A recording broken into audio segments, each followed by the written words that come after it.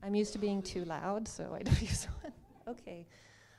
So welcome. I am wanting to introduce Terry Alec. Terry Alec is Lytton First Nations and the person who reshaped my life's path, to be personal, and put me on the path that leads me to where I am today.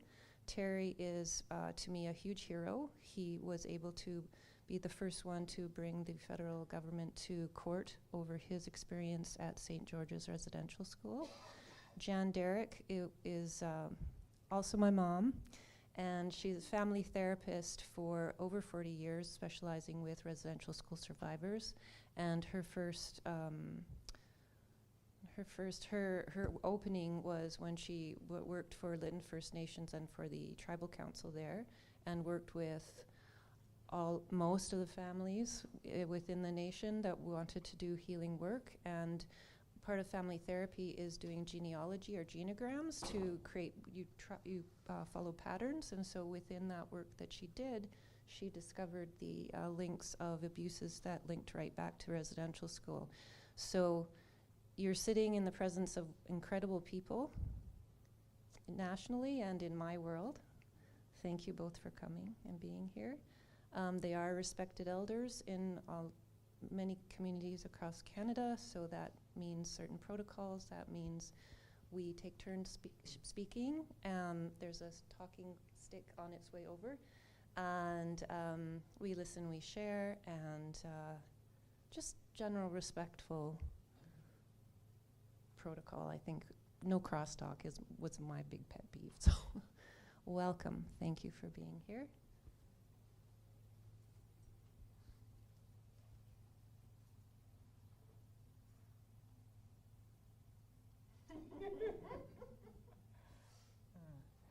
Good morning, my friends. My name is Terry Alec, otherwise known as Coyote. Shmua is cougar. Shukshuk is grizzly, part of the grizzly clan in Lytton First Nation, my family tree.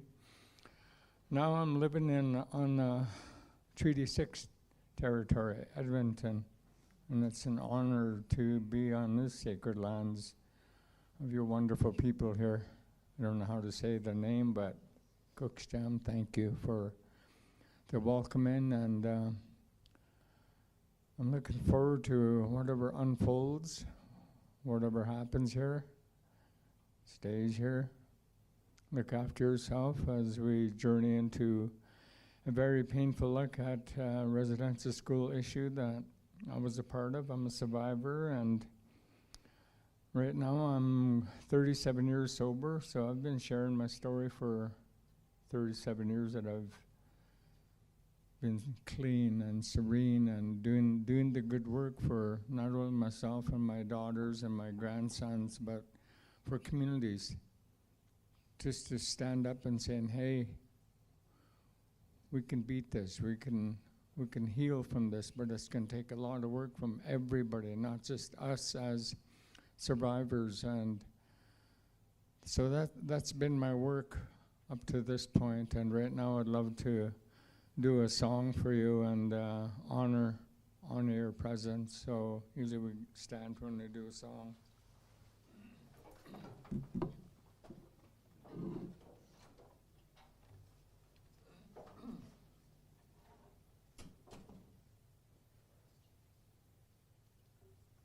This one's called Family Song.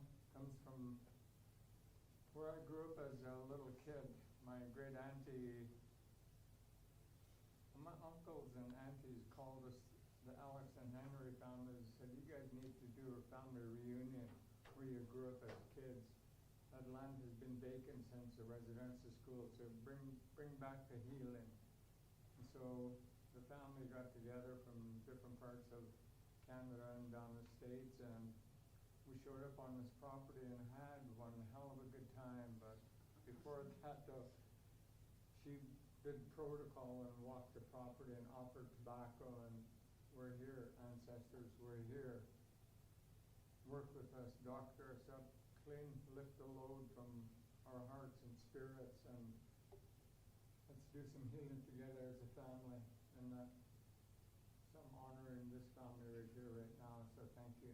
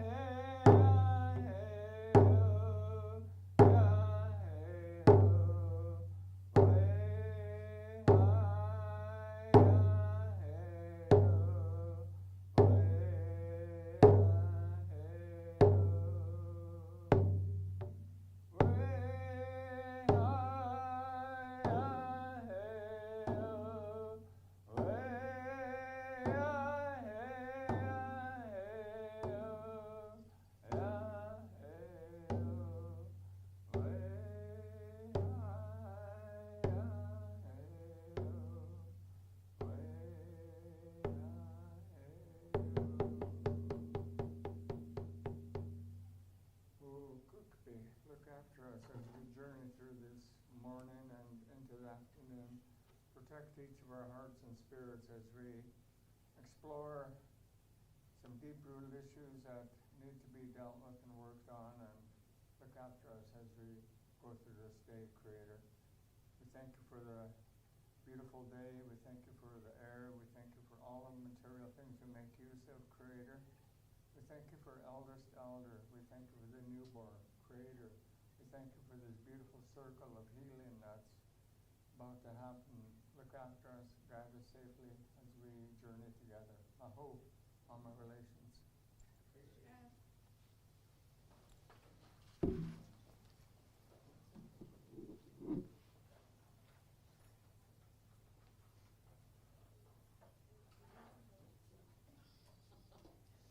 Okay, so you can do it.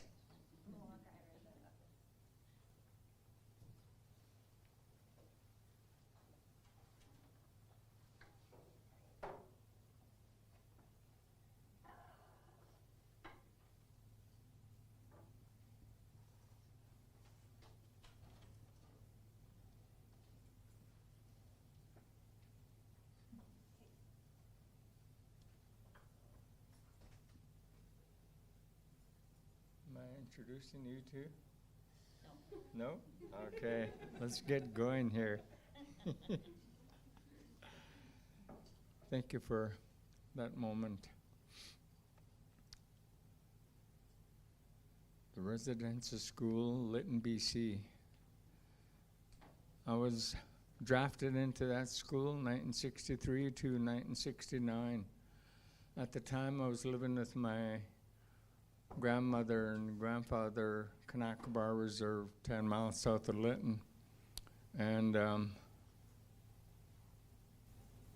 you know, it's a day that many of us never forget, the day that a blue station wagon shows up at your house. It says St. George's Indian Residential School, and a principal driving it.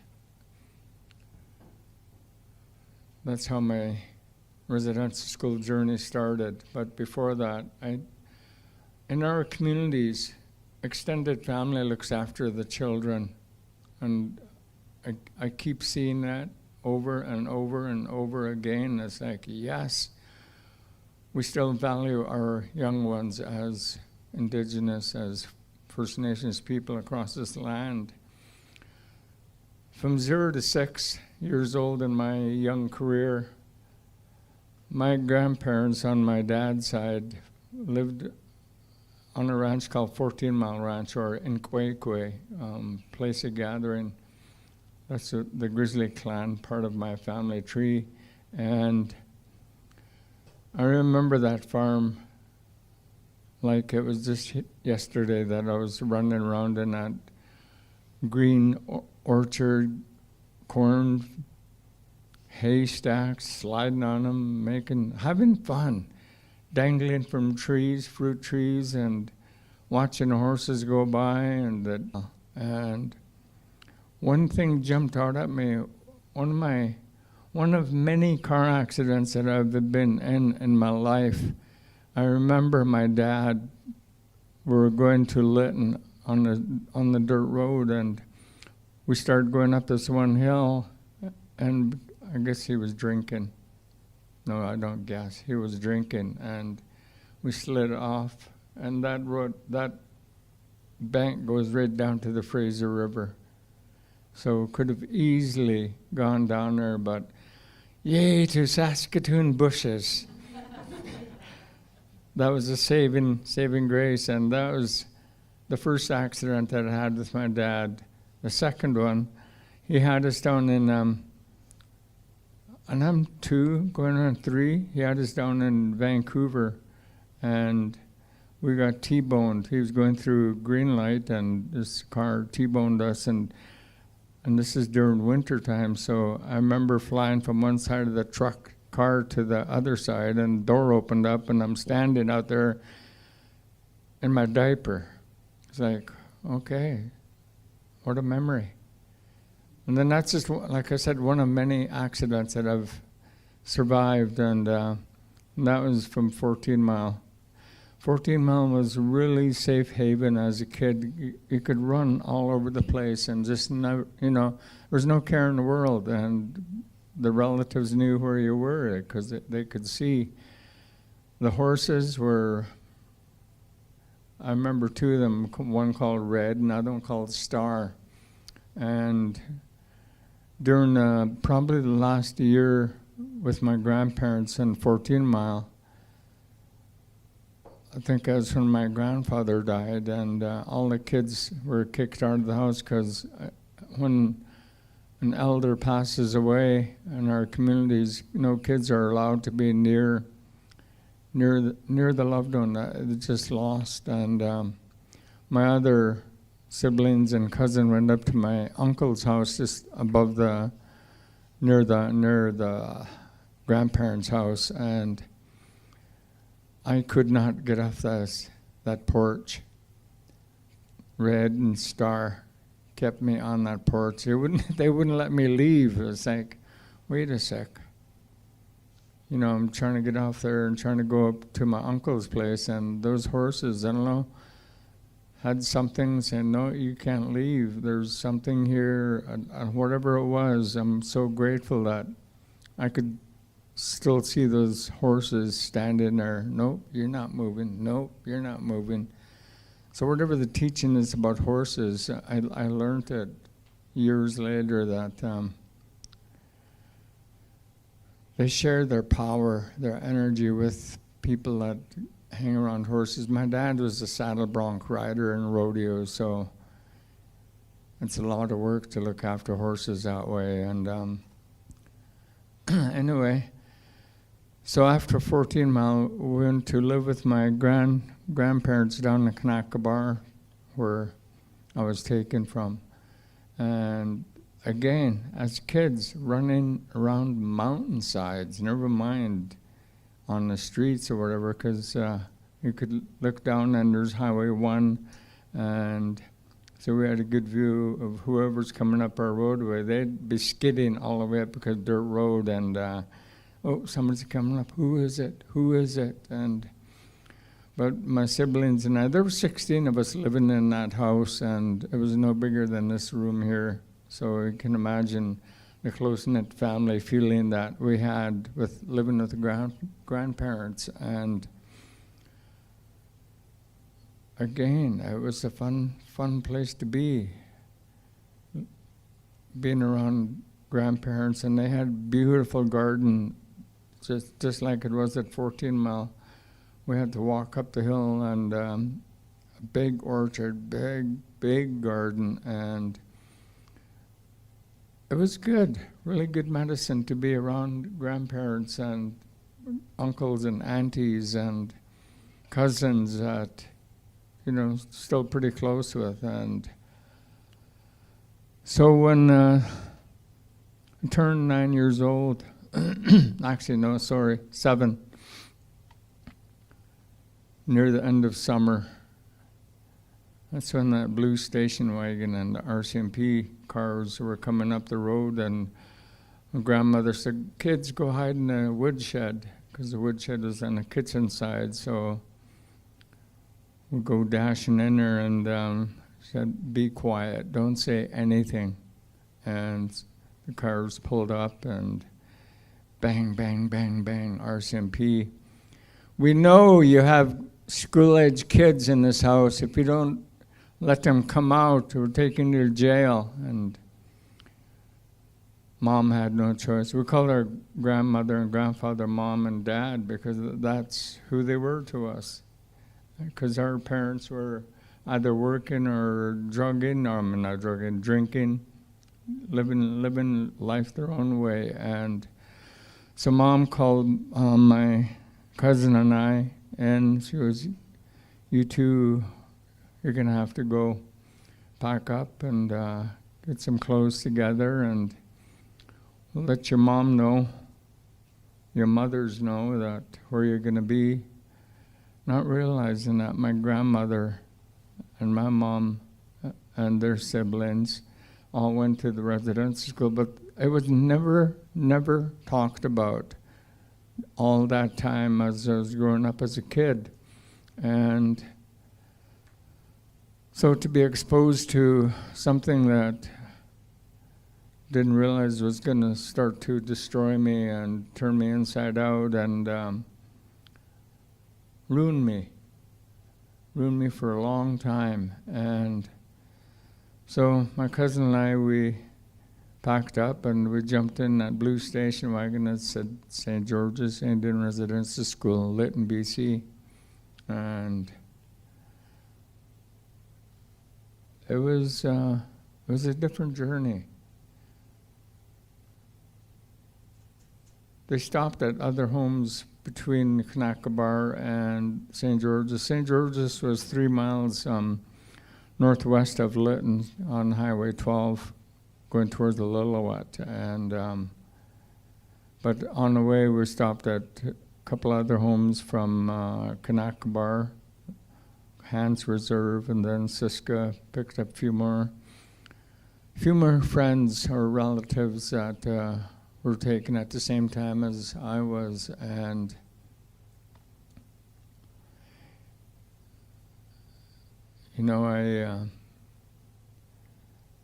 when I was thinking about this last night, I was wishing I brought that. My lawyers at the time found papers of my registration at the residential school and my mom's signature, and it's like, wow, that would have been good to witness, but you're hearing it. And so we get to the school, and right away they take my cousin and I, we had parcels.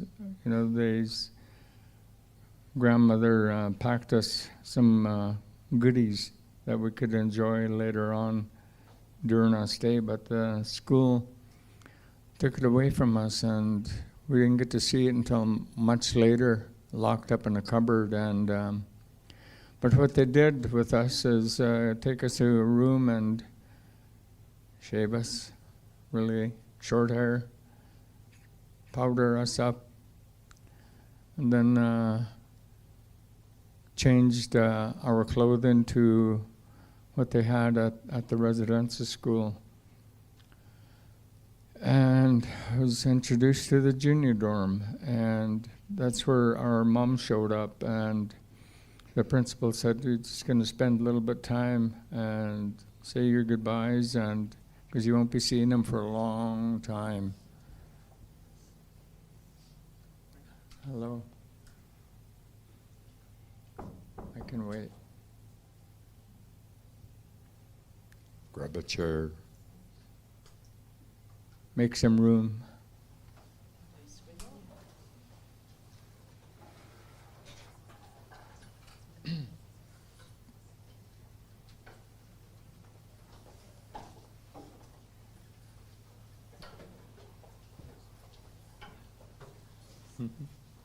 Thank you.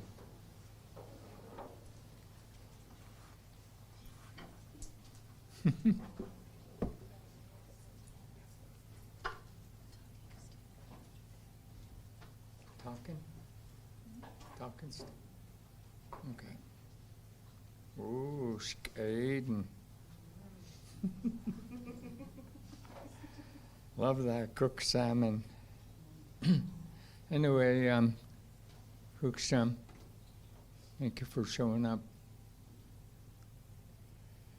So we get to the dormitory, and there was a female supervisor, and I still remember most of the teachers and supervisors' names, and the junior dorm was Mrs. Smith, go figure, on the boys' side. And so our mums were waiting in the dorm, and they were in tears already.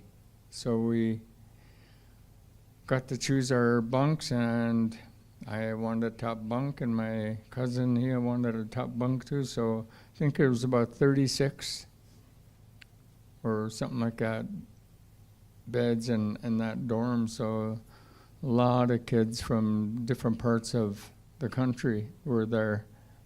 And so we got settled, and our mums came over to us and said, well, we're gonna go.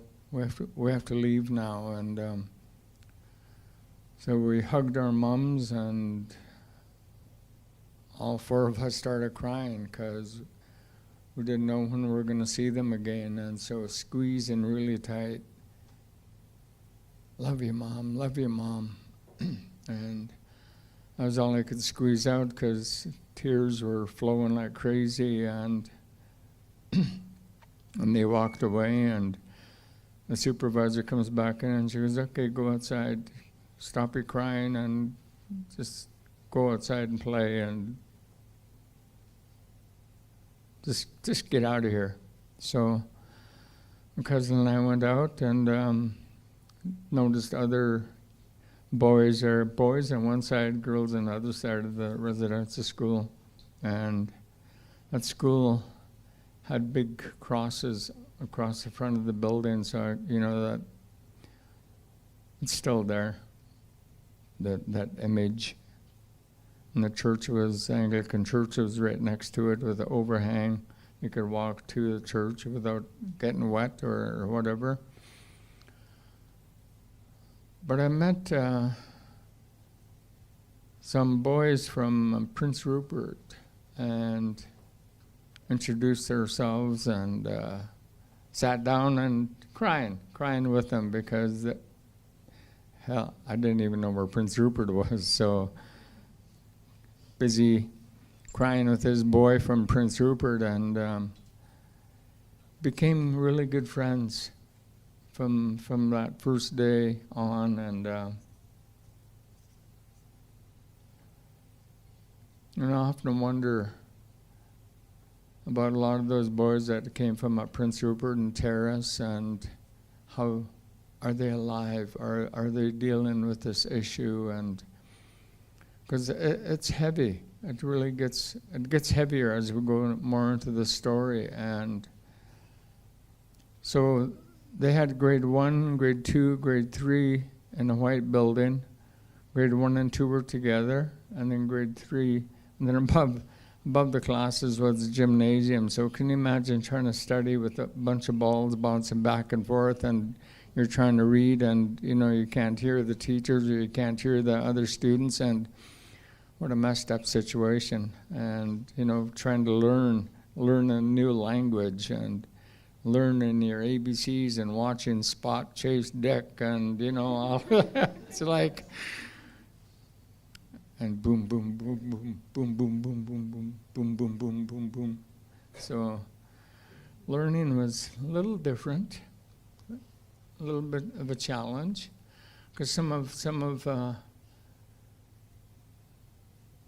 boys spoke the language, and each classroom had yardsticks, if not yardsticks, leather straps about that thick with studs on both sides and about that long.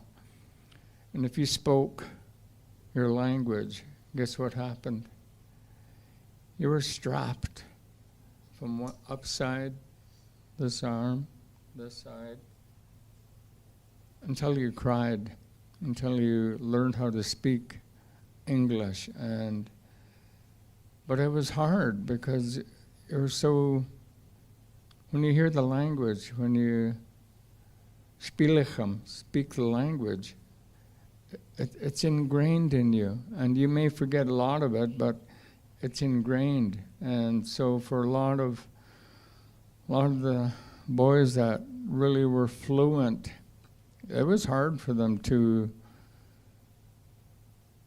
change from language to English. And it was very humbling to watch other boys getting strapped in front of everybody. Sometimes they would take your pants down in front of everybody and use a yardstick or leather strap. It was very humiliating a lot of the times, and not only in classrooms, but even during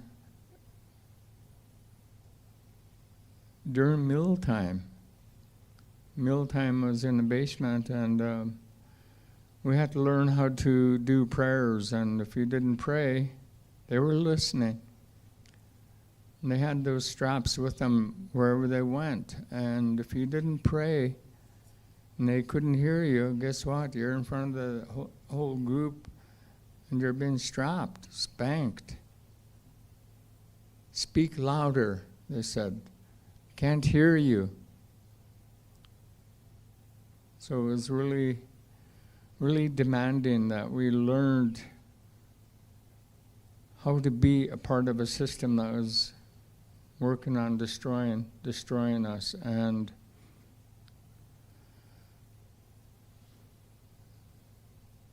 it was very humbling. The meals, like we had to pray before in the dorm, we had to pray in the basement, and then even when we were in the dining room, everybody had to pray before that meal.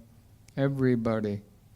Girls on one side and boys on this side, and you could not wave at your relative on the other side. If you did, you paid the price in front of everybody. So it wasn't, yeah, there were some good days, but a lot of it was just get by. If you can just get by and survive this rotten meals that were being served to us. Breakfast, sometimes the mush was infested with maggots, sour milk, moldy toast. Not just the beginning of many different kinds of meals that we had to endure. Wasn't as good as the grandparents' meals, and they really malnourished us to the lowest level that they could go. And even then, it was brutal. They had fruit and veggies on that farm. They had chickens. They had, guess where all that went? The staff. We wouldn't get, maybe we'd get a little smidgen in the soups that we had that looked like dishwater soup. And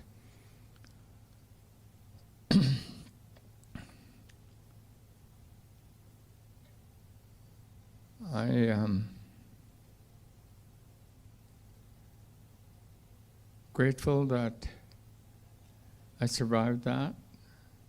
Summertime, first time around, it was good to go back home and be with the grandparents and aunties and uncles and get fattened up, because knowing going back to school again wasn't going to be good. So summer times were about eating fresh food, eating off the mountains, and berry picking, and enjoying the salmon. Like what I'm doing right now is enjoying the salmon here, and I'm trying to fatten up before I go back to Edmonton. So, so that school really plagued our people big time. Grade 2 and 3 were I loved singing, so the schools put on Christmas plays for our grandparents and parents and aunties and uncles, and so learned how to sing. And if you didn't do that, you were doing something else. And that was one thing that saved my life, was music. And because my dad played music, he was a guitar man, and we were always surrounded by music in our homes. And forgive my shaking. This just come on a couple of months ago, and it gets worse. And then sometimes I can control it, and other times it's like, nope, you're not going to control me.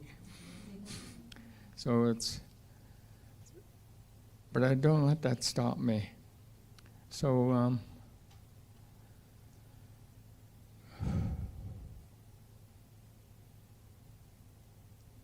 I'm going to get into being an intermediate boy now. 1965. Get back to the school from Kanakabar, and the first few weeks we didn't have a supervisor, as I said, one's been flown in, and he was about my height, but all freckled and white and blonde hair, reddish kinda, and he was a charmer. He was a groomer. He preyed on the weak ones, or turned you into a weak one, and not realizing, during the nighttime we'd hear the door closing and his TV turned up, and like, what's going on? Who is it? Who's there? Because we really couldn't see who he was taking, and he was telling some of the boys there, yeah, you're just coming in, clean my room, and make sure there's no dust anywhere. And it was like I remember doing that in treatment center. It had to be dust free, that whole room. So it was like that in dorm too. We had to make sure that the floors were clean. We had to make sure our bunk beds, you could bounce a dime off of. And if it didn't bounce, supervisor would strip it all again, and you'd have to start over. And if you peed your bed, guess what? He would rub it in your face and take it down to the laundry room. So there was no respect, period, from them. And the humiliation that he did to a lot of us wasn't right, was not right. It was evil. That November that year, when I got introduced to his room, come help clean my room. The first time was nothing happened, and so well, that was easy, Then they get a treat from him, and that's what he did. Like I said, he was grooming.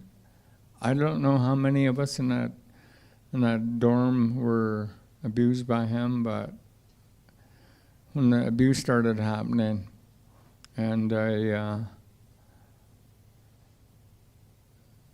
cried into that pillow, crying for my mom.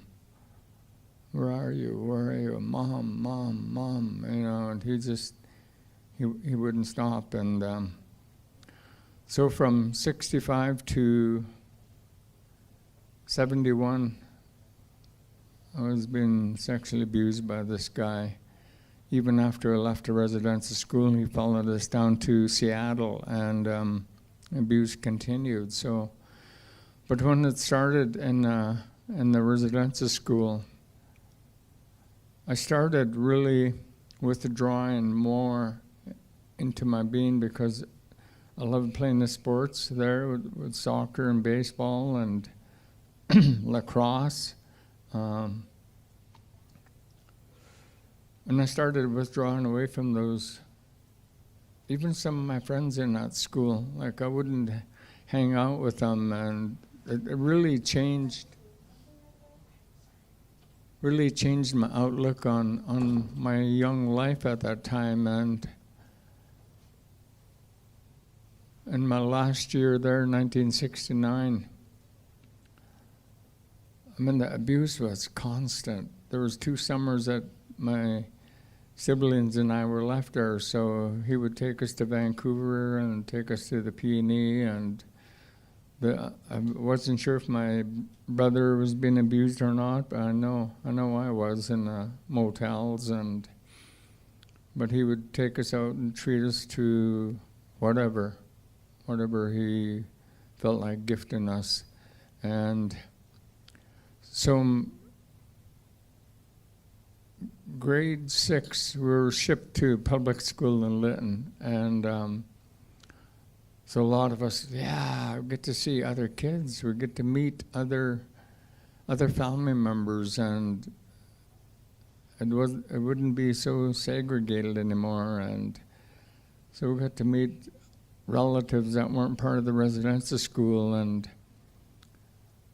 But that year, because the abuse was still going on, I started getting sick. First, I contacted the German measles, and then right after that was Hong Kong flu, and I ended up in the hospital for quite a while. And my grade 6 class, they put together a nice big get better card, and I still have a photo of all those kids that were in grade 6, and still remember the teacher, and keep that by my bed now, just to remind me that, hey, I've come a long way, and so grateful that I survived that. But anyway, so this few weeks that I was sick, the abuse wasn't happening because I was in the hospital, and it was like my body was fighting that, what was going on with me. And so I was really weak by the time I left the hospital and back to the school. Summer came. Our dad showed up from Seattle. Hadn't seen him for years. And he goes, I'm taking you kids away from here, taking you and moving you to Seattle. So from tiny little community of Lytton to, oh my God, a big city. We'll talk about shock to your system. And but like I said, this Derek Clark is the name of the offender. I guess he connected with my dad and said, I want your phone number or your address, and because I want to come down and see the boys and stay in touch. And I didn't realize that, so get a call. Yeah, I'm in town. Come and see you and take you out. And so for 2 more years while I was in Seattle, he was still abusing me. And then I was introduced to drugs, introduced to alcohol, introduced to cigarettes. The cigarettes and alcohol were in our home. Our stepmother owned a tavern on First Avenue in Seattle, so there was tons of cigarettes in the freezer, tons of booze underneath the kitchen sink, because that's where her dad stored it, and it was mostly whiskey. And I would water it down and take it to school and, try to disappear But I fell in love with music. There was choir, and I loved singing, and I would skip school and tell my friends, I got to get back to school. Why? We're supposed to have fun here and go do crazy things. And no, I'm in choir. And I said, I love singing. And so, okay, bring you back. And so grade 7, 8, 9, it was really, really, I loved choir that much. And I would go to school every once in a while and pay attention to the classes and learn how to cook and sew and woodworking shop and leather, working with leather and also working with metal. So part of the schooling was good. Glad I completed each grade. But that last year, grade 9, our choir teacher says he was chosen to be a lead conductor in the Seattle Opera House. And there was a contest for all the schools in Seattle. 3 schools are going to be chosen to sing in the Opera House. And I loved going to the Opera House because our dad would take us to either Hank Snow or Tammy Wynette or Loretta Lynn or all those country bumpkins that loved hearing. And Opera House, oh, cool. And so he told all of us in choir, sing your heart out. I want this school, Denny Junior High School, to be on that stage with me, because you guys deserve to sing in front of thousands of people. What an honor. I mean, so we practiced almost every day because everybody was determined. There were 60 of us in that choir group, and oh man, so we sang Fiddler on the Roof songs, we sang Oliver, we sang some of the Beatles songs, and we started really sounding, really good, pretty skookum. Good voices, really. I started off as a high singing voice, and then my voice changed because boys' voices change, right? It's like, oh man, okay. So we were chosen. Our school was one of the 3. One was from North Seattle, and our school was West Seattle, and the other one was East Seattle. And what an experience to see all of these flashes, cameras. And our school was in the center stage, and other ones on the wings. And next morning, my stepmom comes running into the room. Guess what? Guess what? Trying to wake up. What? You guys are on the front page, and you're in the middle of that, the only native on that stage, and it was so weird to see this dark little figure, Terry Alec. It's like, wow, front page of Seattle PI, and that was exciting. That was really, really exciting to do something that wonderful on part of my career. By then I started burying that residence school issue, and partying and drinking and just trying to hide it.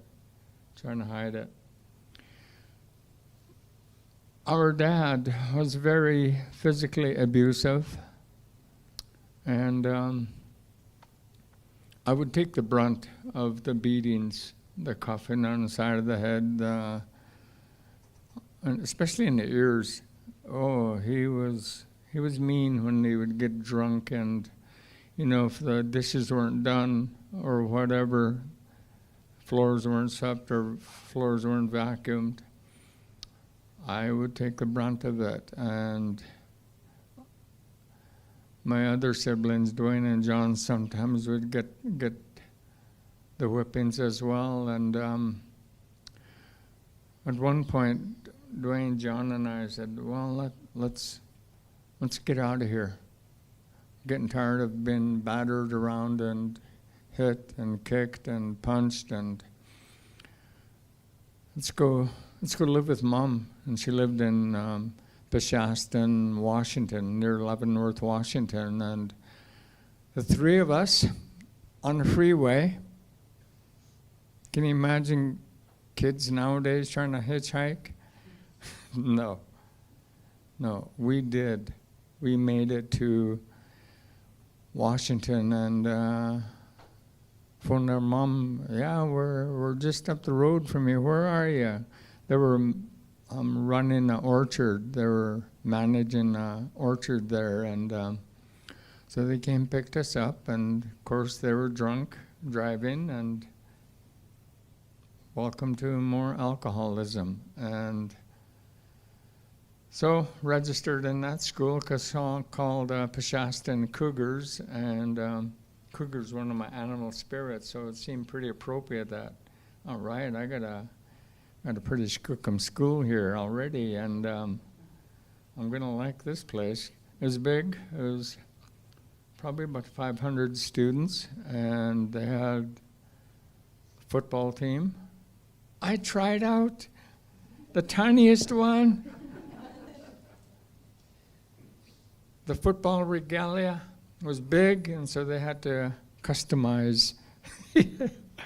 You really want to play against these 195-pound people? You betcha. Because getting battered around by 200-pound dad and whatever, yeah, I can do it. Oh, man. So there was enough players for two teams, and I got put on the B squad, and that school had a band that traveled with the football team. They had cheerleaders. It's like, whoa, this is brand new in my world. And to hear the band playing and the cheerleaders and whatever they say, it was fun. Every road trip, B squad, we won every game. We even beat the A squad in a game just to see how good we were. And we had a really awesome season. And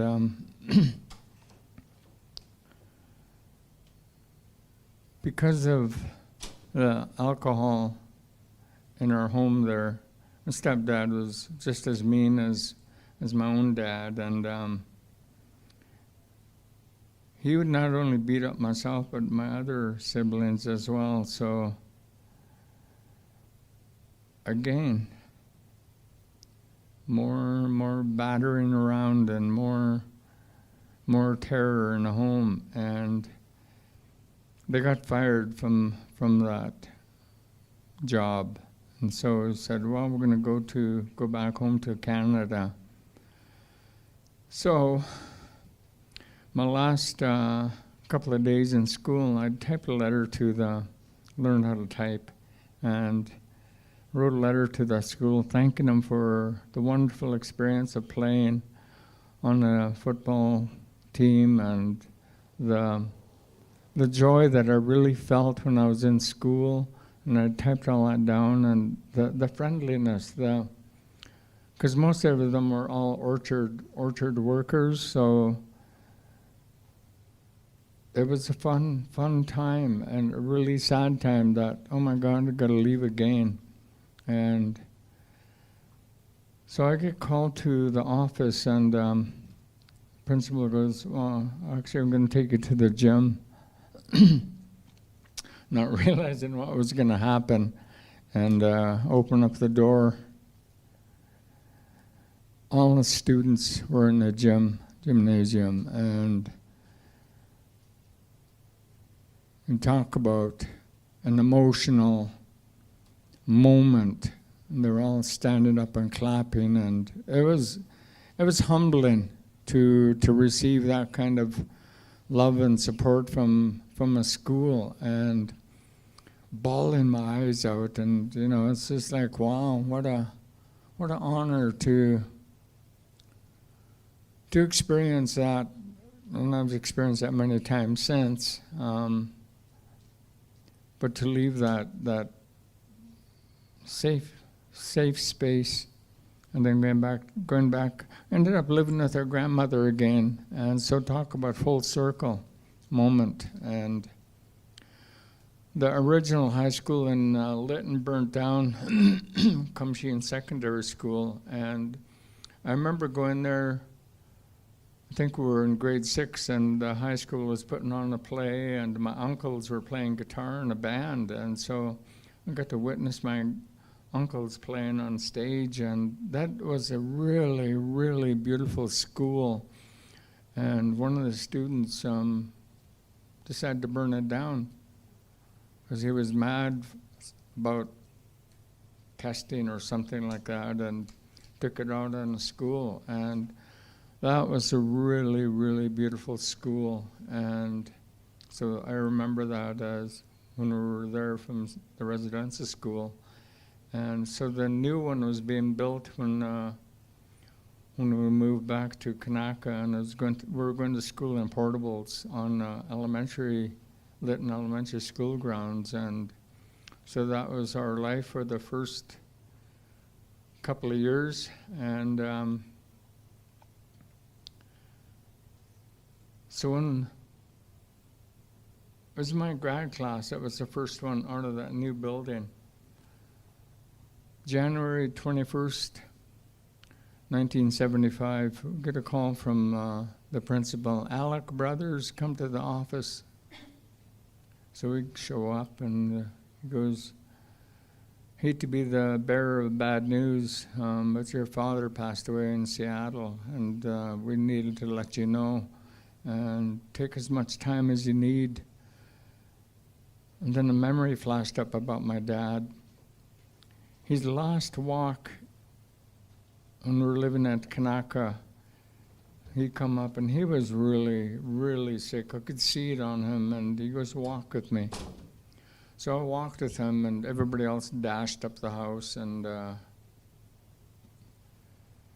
we got about halfway. I mean, he was winded, like he was really, really, really sick. And we stopped, and we're looking across Kaik, looking at the mountains, and he goes, I've had a rough life. He goes, I've been a railroad bum, I've been a logger, a rodeo rider, worked with Teamsters, did a lot of different jobs. He goes, I don't want you to become a railroad bum or a logger or anything like that. Do something good with your life, son. That sentence stuck with me for even up to this point. There was a saving grace in my life. Do something good with your life, son. And that came up during treatment time as well. Do something good with your life, son. And I think 37 years of my sobriety, I think I've done something really awesome with my life. And how you guys doing? Good? I just have to excuse myself. I'm sorry. I have an appointment, but it was an honor to hear some I was just getting to the juicy part. My father was also a residential school. Which in one? A lot of the counties. Yeah. I'll give you a hug. Yeah. Cook's job. My name's Joanne Buffalo. Joanne Buffalo. Yeah, 37 years I lived in Musqueam, Alberta. Wow. My late husband was also residential school there. Wow. So I have lots of stories too. Yeah, I'm living in thank you. Edmonton. We go home quite often. My Do you? daughter Carissa. Yeah. Good to meet you. Thank you. Yeah, thank you Love for your sharing. colors. Thank you. Yeah. Thank you. That's okay. Yeah, sorry to interrupt. Every child does matter. We share because it's for across Canada. We're all human, we all have that child within. And for our children to grow together, we have to understand our roots. Cook's chant. Cook's chant.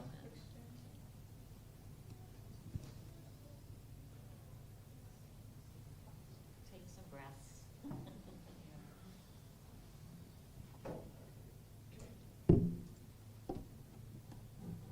Let's do it. Hey? I'll do it. Okay. I'll look after you. We're having a bath up here. Thank you.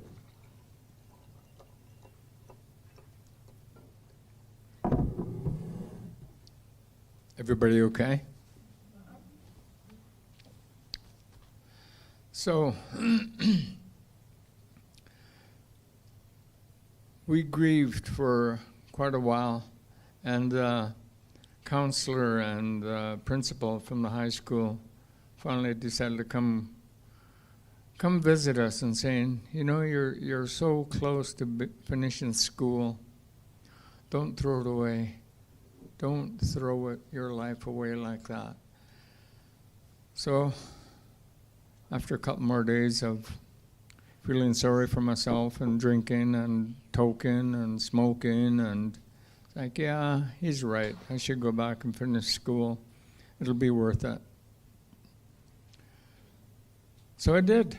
I went back and played a lot of sports just to get that energy out of me, that grief, and loved playing volleyball, loved playing basketball, loved playing soccer, and so I joined every team at school just to leave a little bit of a legacy behind. Like, yeah, I played all kinds of sports and had fun. And guess what I did after graduating? Railroad. Became a railroad bum. This is what my dad didn't want me to do. But I ended up operating little tiny machines on a railroad and was having fun. But the fun was booze and drugs.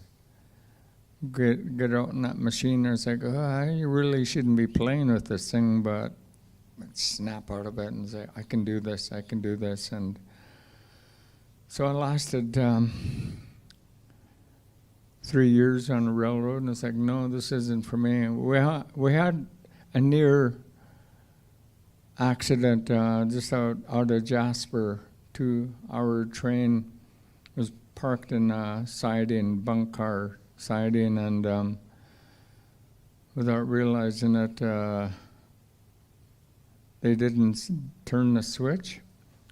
Another train is coming towards us and realized, oh crap, both trains just within inches of hitting each other. And so that was the last time they let people ride in the bunk cars, and so it was part of a big change on railroad workers.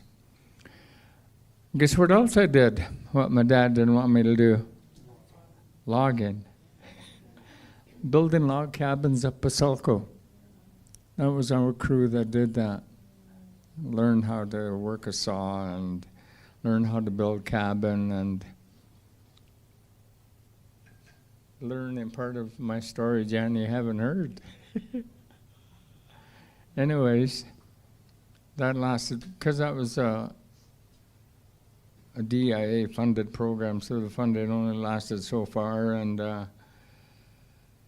then I really stuffed that issue down for a long time. I decided to do some more education and ECE training in Lytton. Diami's dad was one of the teachers that came to Lytton to train us as TAs. It's like, oh, this is pretty cool. He was a good teacher. Had many good teachers that come up from NITEP and work with us in Lytton. There was 8 of us, and 2 men and the rest were women, and that seemed to be a theme on my journey. I was surrounded by women that were more interested in doing the good work, and finished that program and got into a relationship, moved to Fort St. James. That was, I was linked up with the chief's daughter from Lytton, and we wanted to experience life outside of Lytton. And she had a son from another relationship, and he was an avid Star Wars fan. When Star Wars first came out, he had all the models. So when we got to Fort St. James, he hung a lot of it on the ceiling, and shelves were loaded with Star Wars. And she started working for a good old hardware store called McLeod's. That's kind of dating the store system. And I ended up working for the village, working with a German fellow that loved listening to classical music. He'd bring me to his home, and I'm going to put on Tchaikovsky now. So enjoy your tea, enjoy your biscuits, and this is our lunch break. And so we'd listen to Tchaikovsky or Mozart or Beethoven. And so I loved music. Loved music.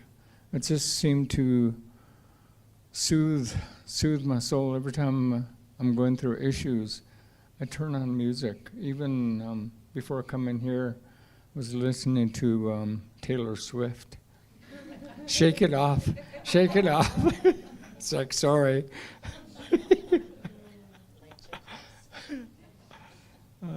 Yeah.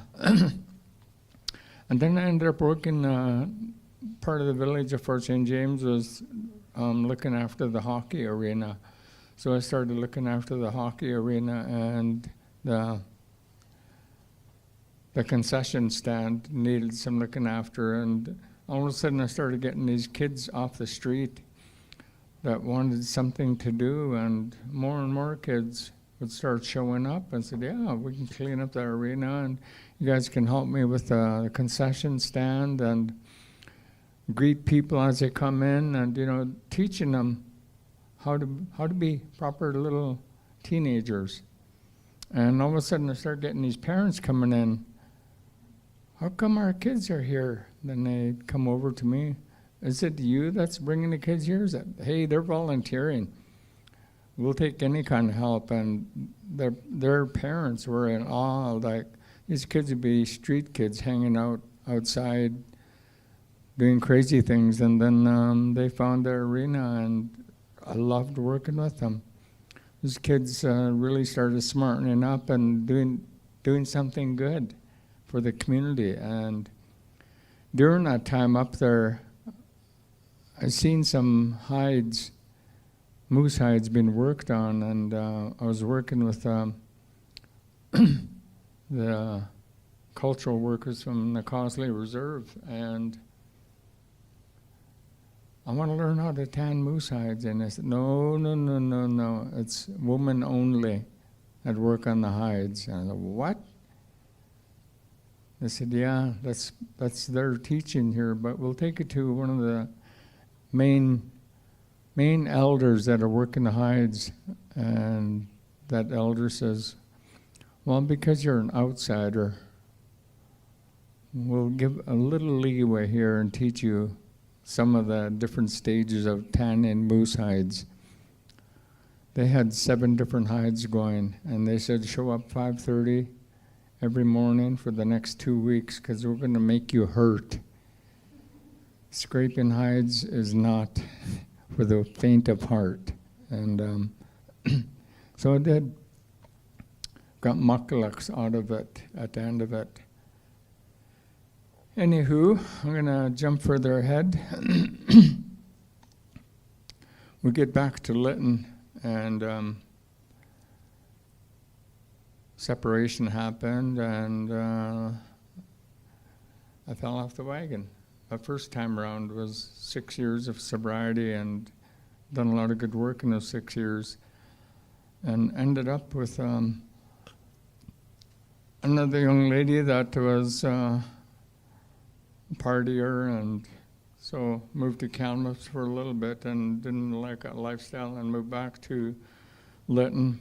And then, nope, I got called down to Boothroyd Indian Reserves, and they're looking for somebody that knows how to do videography. And I said, yeah, that's right up my alley. So ended up working in the Boothroyd band and partying with them, with the chief and council, and got to a point, though, there's just too much partying going on. And December 7th, 1986, the night before that, my house that I was renting was loaded with booze and drugs, and like almost the whole community was in there. And but I come to December 7th, and I had a 30-30 rifle up my mouth, and I shook my head, like, what the hell? Pulled that rifle out of my mouth and took the bullet out and put it on the bed, and actually got down on my knee and said, God, Creator, whoever you are, show me a sign that you love me. Show me. 5 minutes later, I hear the door unlock. I thought I had the only key to the house I was renting, but lo and behold, this female voice goes, hello, anybody home? I said, yeah, I'm back here. So she comes in, and this is 5 minutes after I said that prayer. The alcohol and drug counselor from that reserve showed up, and I look at her and I said, you just saved my life. And then she seen the rifle on the bed, and I said, yeah, I'm not going to touch that. You look after that. I want to watch you dump all my booze and dope down the toilet. I need help. I need help. And so I watched her. Packed a backpack, one set of clothes, and t-shirt, leather jacket, and started walking from Boothroyd to Lytton, which is a 17-mile hike. In the wintertime through the Fraser Canyon, you got that north wind blowing. Ow. Burr.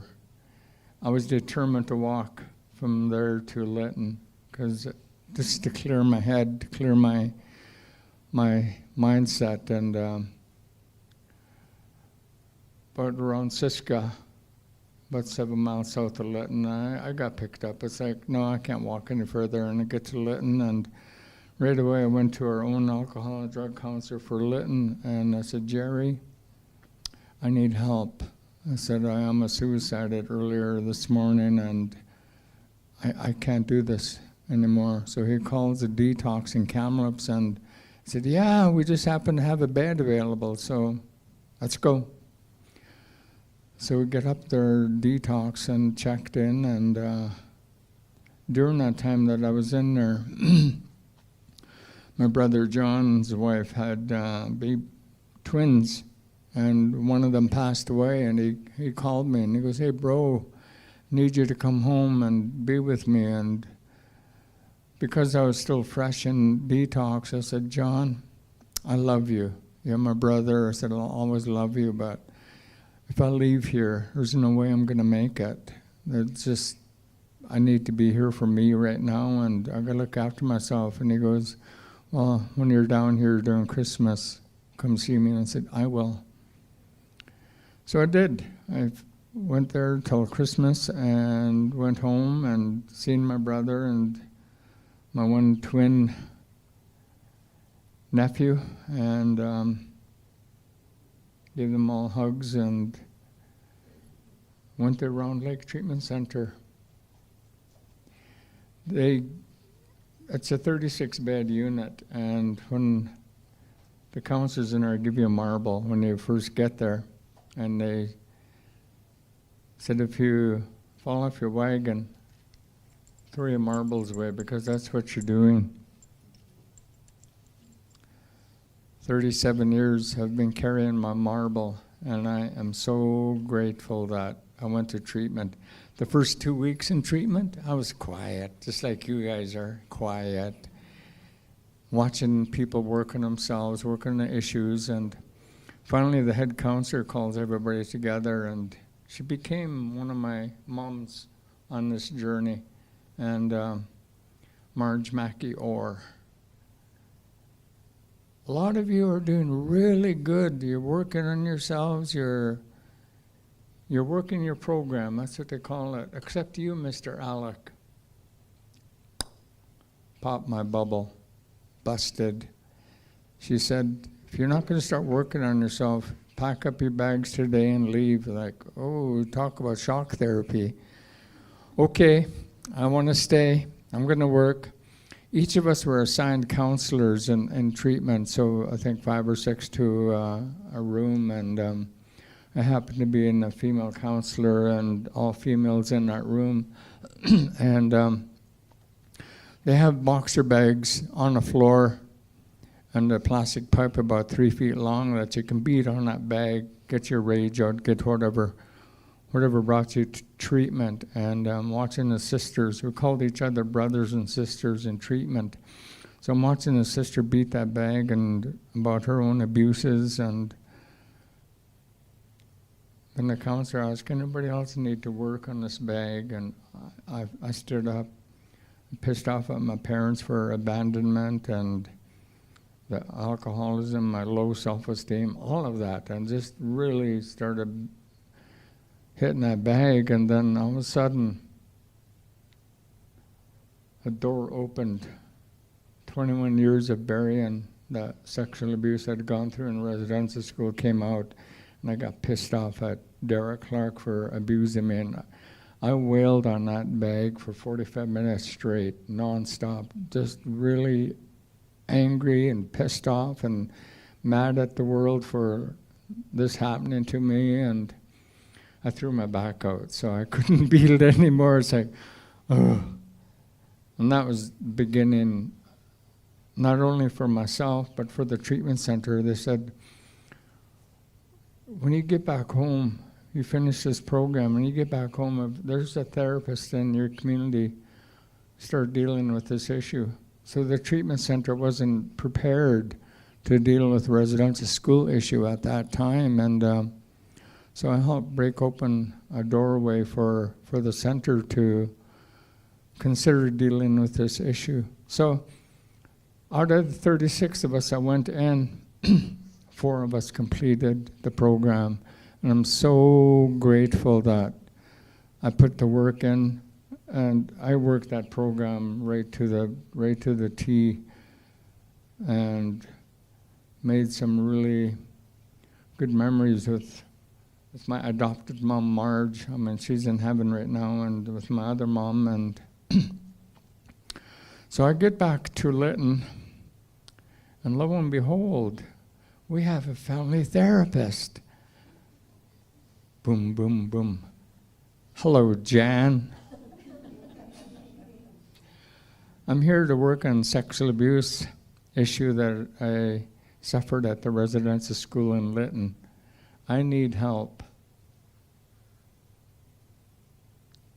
Help. Oh, so this is where my story intersects with this story, and it's a huge story. And I want to say, in my language, I say "sego." Sego's gonna go. So I'm Irish, English, and Haudenosaunee heritage from what is now Ontario, and my family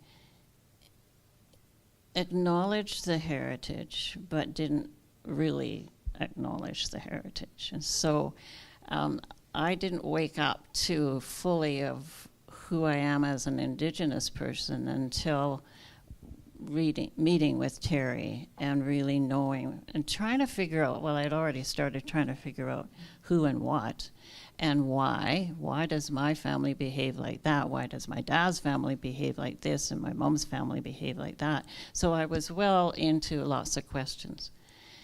So I wanted very much to help our people. And so I became, I went into the master's program in psychology, counseling psychology at UBC, and had just graduated, and I had already had connections to Lytton. And so the federal health nurse with Health Canada in Lytton said, we want you to come and work with this family. They keep lying on the railway tracks and suiciding. We want to get them some help. So apparently, and I didn't know this until later, but they had to work really hard to get me in there for 3 months. So this is the 1980s, and I'm sharing some of this just so that you can see how far we've come in 40 or so years. So when they met with me in Vancouver, because I had a practice in Vancouver, the health director for Health Canada, medical director in Vancouver, came to the office, offered me the job, took me for lunch, and said, now don't get involved with sexual abuse because it's a passing fad. Did you know that? And also that, you know, you're a kind of an experiment. Native people don't want psychologists. And I was like, how do you know that? Well, because we have a psychologist in the office and nobody ever uses him. Well, that's not where the problem is. But the attitude and the understanding at that level was so opposite to what we know now as the truth. So I went into Lytton. I was there for months before Terry showed up on the doorstep. And I was doing family therapy, not social work. We have social workers coming in and out of the yin-yang in our communities, but I was offering psychology and family therapy, which is about relationships. And that is directly how Indigenous cultures work, relationships.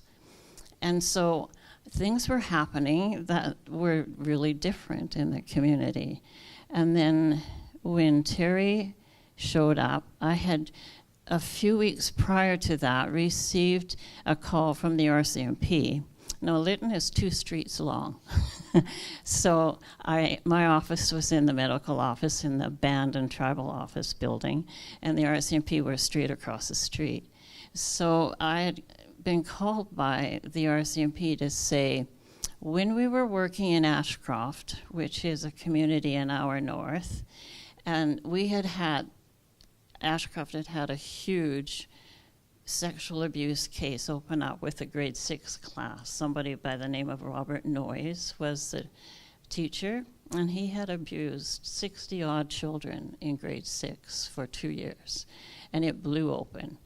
And so they had parachuted tons of psychologists and lawyers, doctors into the community and done a lot of community work. And some of the professionals in doing the community work had picked up on 2 individuals who were living at that time in Ashcroft but connected to Lytton. And so the message to me from the RCMP was, if anybody is talking with you in Lytton about sexual abuse, ask them to come and talk with us. So I did. He walked across the street, and he came back with like, oh my God. And so that's how we opened up St. George's Residential School. It was purely organic. It was with the help of Ashcroft, but they didn't know it. And what occurred after that absolutely changed my life. It changed the community because the community was a community of pain. And I'd been in court on behalf of one family, and their lawyer was defending them by saying, Lytton is the asshole of British Columbia. And I'm like, that's a defense? Yeah. Wow. And so how come? So the judgment on the community was one of not knowing how to explain what was happening, but the pain was generations deep. Like that school went up in the 1800s. And so how many generations before Terry got there had experienced this kind of treatment? And the other piece that I've learned and been able to make sense of is that Indigenous cultures are spiritually based. There's the understanding that we're spirits first, and we all come from spirit. And when we pass, we are returning home. And there's ceremony, and we walk through the day in that awareness of our spirituality. Very different from what I learned from my mother's father, who was a Methodist minister. Very opposite. The other piece is that the whole community, the roles in the community, the focus of the community is child-based. Child-based. So when you remove a child, you are altering all the relationships in that community. So how many times had that community been altered when all their children had been taken repeatedly, year after year, and harmed? So that was the result for me of having gone through this court case with Terry, and then all the people that followed afterwards. However, the community was not prepared. We were totally gobsmacked by suddenly this happening. And people had been carefully hiding it, hiding their stories for how many generations. And the only way we knew some of the stories was they came out when people were drinking. And I didn't hang out when people were drinking, although sometimes I kind of went to the house, but I did not know the level of the pain from all the stories told when people were able to speak. And then it just shut up the next day. You didn't talk about it. So some of the things I learned from that court case was, first of all, listening to one of the family's supporters, who was the A&D counselor in the community. And her mom was a highly respected elder, Hilda. And we were sitting outside the courtroom preparing to go in to support Terry. And Sharon was explaining to her mom in the language what had been done to Terry. And there was no word in the language for sodomy. None. So when there aren't words in a language, they're not needed. And that let me realize the culture did not know sexual abuse. There was no word. So I remember her sharing to Hilda how Terry was so hurt, and Hilda just going, "Ee," and just crying. It was horrible. The other thing, I'm swallowing here, it's kind of hard to remember some of this stuff. The other thing that I noticed about myself was that, because I used to run up the Lillooet Highway and back to Lytton and think about things as I did, and I was imagining what Derek Clark would look like. And I had him about 10 feet tall, muscles, horns, just this big guy. Well, we're sitting in the courtroom waiting for everything to begin, and this little kid is hanging around up at the front talking to the sheriff. And I think, well, he shouldn't be there. Who is that? Well, it was Derek Clark. He looked like he was 12 years old, shorter than Terry is now, and he was just doodling around the front. I think, wow. And in terms of what we know about trauma, particularly trauma about sexual abuse, is I was able to say, what has happened to this man? Instead of making him into a devil, which I had been, it was what has gone on for this man that he finds it okay to do what he does. So we unraveled a bit of that story after the court case, and he had been brought up on the streets in London, England, and his mom was a prostitute. So in trauma, you repeat the trauma until you finally heal it. And so he was repeating the trauma. So I learned to work with pedophiles. I learned to know their pain. I learned to know, and I remember with one young man who had sexually harmed his young stepsister, in some of the work I was doing, we went right back to the moment where he could have stopped himself, but he didn't. His heart stopped in the therapy room. He could not face it. He literally stopped and started to pass out. And I was working hard, and he came around again. And I realized when someone hurts somebody, how incredibly hurt they are. And that has changed my life. Watching and working with elders who say, Jan, don't walk with anger. Walk with love. Walk with kindness. And there are times I would just much rather go out and shoot somebody, but I don't. But the anger is real, but you can't live it. You can't hold it. And that's been one of my big, big, big teachings. So in terms of what went on for Terry and watching the court case and understanding what has happened, I just hold my hands up to this man. He's just amazing. He's also a big bum sometimes.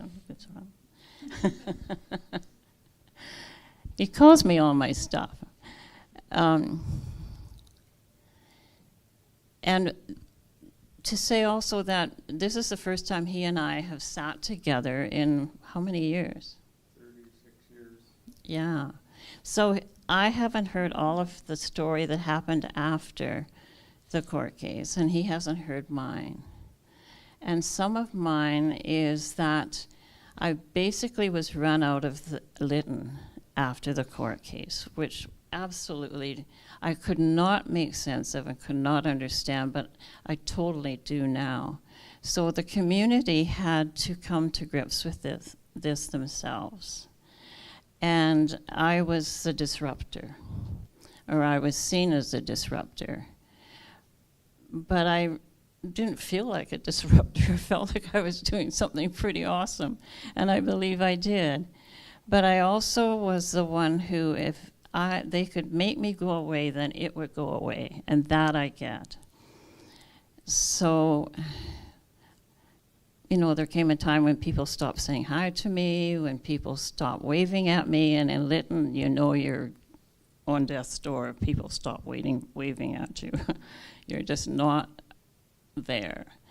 And then I went to my office in the tribal building, and the door was locked one day.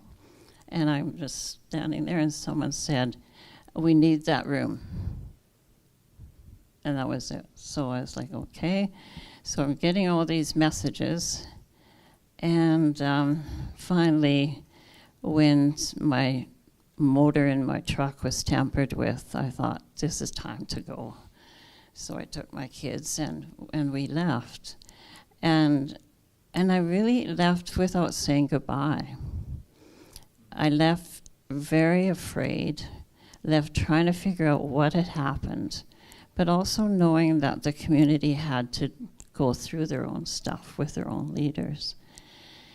And so I went to the Okanagan, and I hung out in Vernon for 1.5 years. And I worked with Chutnams, and I worked with anybody that I could access who would help me make sense of all of this and my own journey. And I was told over and over again, you need to go back to the community and you need to face the people. So I went back, and I left in 89 and I went back in 91. And I lived in a small little log cabin that was there from the gold rush days, which was quite fascinating. I made friends with lots of rats. And I did tons and tons of personal work in the Stein Valley. And if you've ever been to the Stein, or not been to the Stein, it's the most amazing, amazing place. And so I had a big black dog, and she and I would go in, and sometimes I would stay overnight, sometimes I would go way up as far as I could get, but always I went in the river. and it really allowed me to come to a new place in who I was. And I decided I would not leave until I could walk past the present chief and smile at her, even though I knew she had led so much of the harm against me. And it took me how many years to do that? It took me until about 1994 before I could walk past her and be okay with myself. It was a very terrifying time to have what felt to me like a whole community who wanted to get me.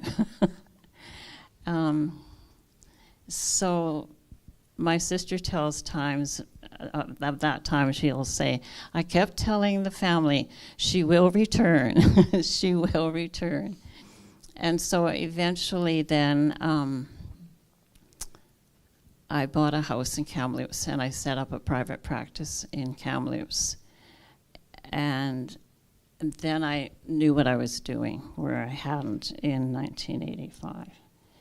And since then I've worked with the Truth and Reconciliation Commission and supported the commissioners working with the missing and murdered Indigenous women and girls, and really, really know at a huge level the depth of the pain that people carry and the depth of the strength and the power of Indigenous teachings that surpass that pain, because that's what's bringing us out of this. Is huge. To be able to stand and watch a judge leave the bench and walk down crying and hold the body of one of the survivors and hear a friend saying, you know, love is the best revenge ever. Yeah, so that's been, in a nutshell, my journey, and thanks to Terry for that. Nyawa, nyawa. And my journey still continues. So when Derek Clark was taken to jail, like he was abusing kids and elders in Vancouver when I did my disclosure in Lytton, and those investigators were so grateful that somebody stepped forward to deal with this guy. They'd been watching him for a long time, and somebody's got to speak up. Somebody knows something here, and so, yeah, that treatment program really helped me open up big time, and I wasn't going to stop there. So when he was arrested and the community kind of rallied, and yeah, we got him. And when he was taken from Vancouver to Kamloops, he accidentally got beat up on his face. Like, I guess he rolled around in a van or something, and pedophiles aren't, the system does not like them. And so he was, even during court time, he was all battered and bruised. And so to be on that stand facing my offender, and I'm looking across at him, I said, I'm giving this back to you. And for me, that was like a big weight lifting off my spirit. Because I had that opportunity, whereas my other court brothers didn't get that opportunity to face the guy that abused us. And I gave it back to him. I said, I'm not carrying you anymore. I'm done. Good luck. And, you know, crying everything in the courtroom. And at the end of that, the judge asked, Mr. Alec, where do you want the sentencing to happen? Here in Kamloops or in Lytton? Your Honor, it started in Lytton. Let's end it in Lytton. Let's bring this guy back to Lytton and sentence him where the abuses happened. And he was surrounded by tons of sheriffs and RCP when he showed up, because community heard Derek Clark's coming down to get sentenced here, and it just rippled through the community. And a lot of people wanted to do him in, but because he was surrounded, that didn't happen. So he's in for life, literally, lifetime. And he even told the system, even when my time is done, keep me in jail, because I know if I leave this place that somebody's going to do me in. And it's like, yes, thank you, Creator, thank you. Then we get the social worker from the tribal council approaches me. Coyote, what do you say? You sued the federal government of Canada and Anglican Church? And I look at him and I said, we can do that? Yeah, you have every right to do that. You were abused by that system. Call them on it. Call lawyers. Let's track some down. And we found a law firm and signed the papers, and nothing happened with that law firm because they didn't know diddly squat about residential schools. They didn't know how to work with natives. And so during that time that it was dormant, we had 3 of our own community members become lawyers, and they showed back up in the community. And I'd trained as a family violence addiction counselor, got married, had 2 beautiful kids, daughters, and at that time. And Raymond, one of the lawyers, calls me up to his office in 1997. He goes, Coyote, come down. I got an article for you to check out. This new case is just settled, and I want you to see who the law firm is. And I said, okay. So I showed up and read the Nishka Delgamuch decision and called that law firm, Peter Grant and Associates. I think they might do something good with your court case. And I said, okay. Called him up, and he goes, yeah, I'll be up tomorrow. I just happen to have a clean calendar. So him and his wife showed up, and one of my cousins and I met him and at Raymond's office. And do you know what summer's like in Lytton, right? That was the ultimate test for this lawyer, for Peter Grant. So we meet, and Raymond has iced tea for us, and we're sitting outside underneath beautiful fruit trees, and Peter's wife goes downtown to visit the museum and look around. And so we're talking with Peter, so what's it going to take to hire you? And he said, well, all you got to do is fire that other lawyer and law firm, and we can sign the papers today. And I said, well, okay. Go by the fence here, and Ernie and I are going to talk about this. Okay, so he walks out into the sun. He forgot to bring his iced tea with him. And, hey, Ernie, how are your cows doing? You have new calves? How's your garden? You do any fishing yet? And we're watching Peter, and he pulls out his hanky, and he's sweating.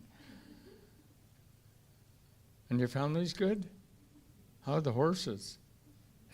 We're watching Peter and say, okay, he's done suffering. So we call him back. Peter, you're hired. You can handle Lytton heat. You can handle us. So called up, got the papers done.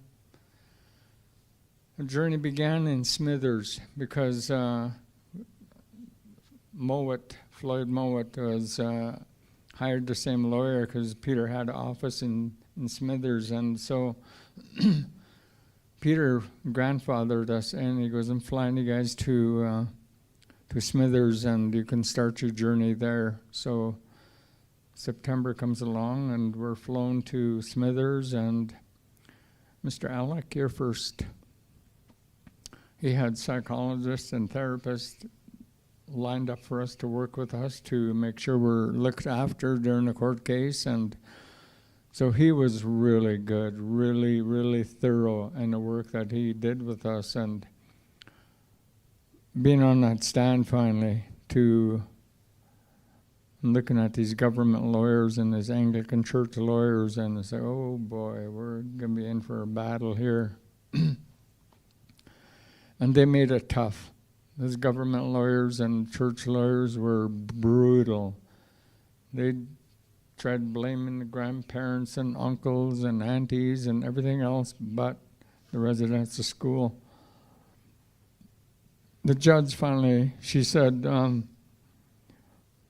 we're going to need to move this to Vancouver because there's more services to help out, and you can bring your families or whoever's supporting you to Vancouver to help you out during a case. So got another judge, and he was even way more compassionate. And at one point there, when the government lawyers were attacking me and doing what they do, pissing me off, really. They tried to push every button in me, and because I'd been working on myself, I said, I'm ready for you guys. But they were really starting to piss me off, and I said, Your Honor, I said, these guys are really pissing me off. Can I do a song in here? Because I need to get that aggression out of my system. I don't want to pack it. Mr. Alec, this is your court case. Do what you have to do until you're ready. So I pulled up a drum. And I have a cougar song. I came face to face with a cougar in Stein Valley from here to the gentleman with the orange shirt. I had somebody on a vision quest in Stein, and he left the Askin Rock where I put him, and the Askin Rock has beautiful pictographs on it, and that's an offering place. That's a doorway to the valley, the sacredness of who we are. But he'd left, and so there was two of them. They were cousins, and well, they're my cousins too. And the younger one, he was on probation, and he had to get back home. So come dusk time, I said, well, I better go check on Shane, see how he's doing, and gone. Shane, what the hell? I thought about bringing my knife, and I said, no, I'm in ceremony. So he was easy to follow because he had a cane, but he ate big with beads and feathers on it, and I followed his trail going into the valley, and I said, oh man, what are you thinking? What are you thinking? Because come on. And springtime, it's still pretty chilly in the valley, and I come across his sleeping bag, and I said, oh man, come on, Shane, hello. And I get to the campsite called Last Chance Campsite. It's the closest to Stein River, and I'm talking to the river, look after this guy, look after him, protect him, guide him. And I get around the corner of the trail, and a little straight stretch, and a big flat rock. Cougar was just his left paw on the trail, and the rest of his body was on that flat rock. And I'm thinking, oh boy, my heart starts racing, and now I'm thinking about that knife, and I said, well, too late for that. What do I do here? And he starts swishing his tail and licking his chops and flexing his muscles, and I'm watching him, and we're watching each other. And I happen to look down, and there's two rocks about the size of grapefruits, and so I'm bent down, watching him as he's doing his thing, and I pick those rocks up. And I felt a surge of energy come from Mother Earth, and I started hitting those rocks together. Just hitting him, watching him, doing his thing, and I'm, okay, if he's going to attack, at least I got something in my hands here, and then the song starts coming out, because I'm terrified at that point, and like, am I going to live through this? Am I going to see my kids again? And so the song comes out, and I'm, like I said, I was out of fear. Sang and sang and sang and sang, and finally when I felt like it peaked, he turned around, headed back up the hill, and I watched him till he disappeared in the trees, and I turned around and said, Shane, you're on your own. I think I was a decoy here, so you're looked after now. And I turned around and sang that song quite a ways, and somewhere along the line, I wished I didn't drop them, but the rocks. I get home, and I'm white as a sheet, and the ex, what happened? I said, well, I came face to face with the cougar. And so I took that song to the elders the next day, and they shared the story, and I said, that's your power song. Whenever you're facing a challenging situation in your life, sing that song. So I sang that song in that courtroom because I was really pissed off at those lawyers, and I just eyeballed them and said, this is for you guys. Fuck you. Bang, bang, bang, bang. Gave it to them. And after that, it's like, oh, okay, thanks, Your Honor. And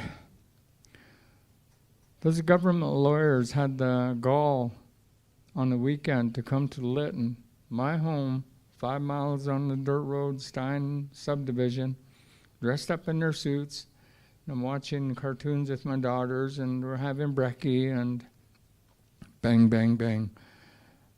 Are we expecting anybody? And X goes, no, I don't think so. So I go down and still in jammies and open the door, and government lawyers right there. I said, what the fuck are you guys doing here?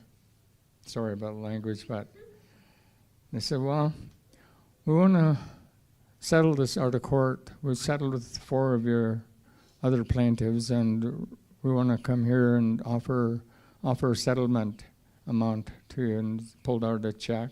$500,000. I said, wow. Holy shit, that's big. Rip.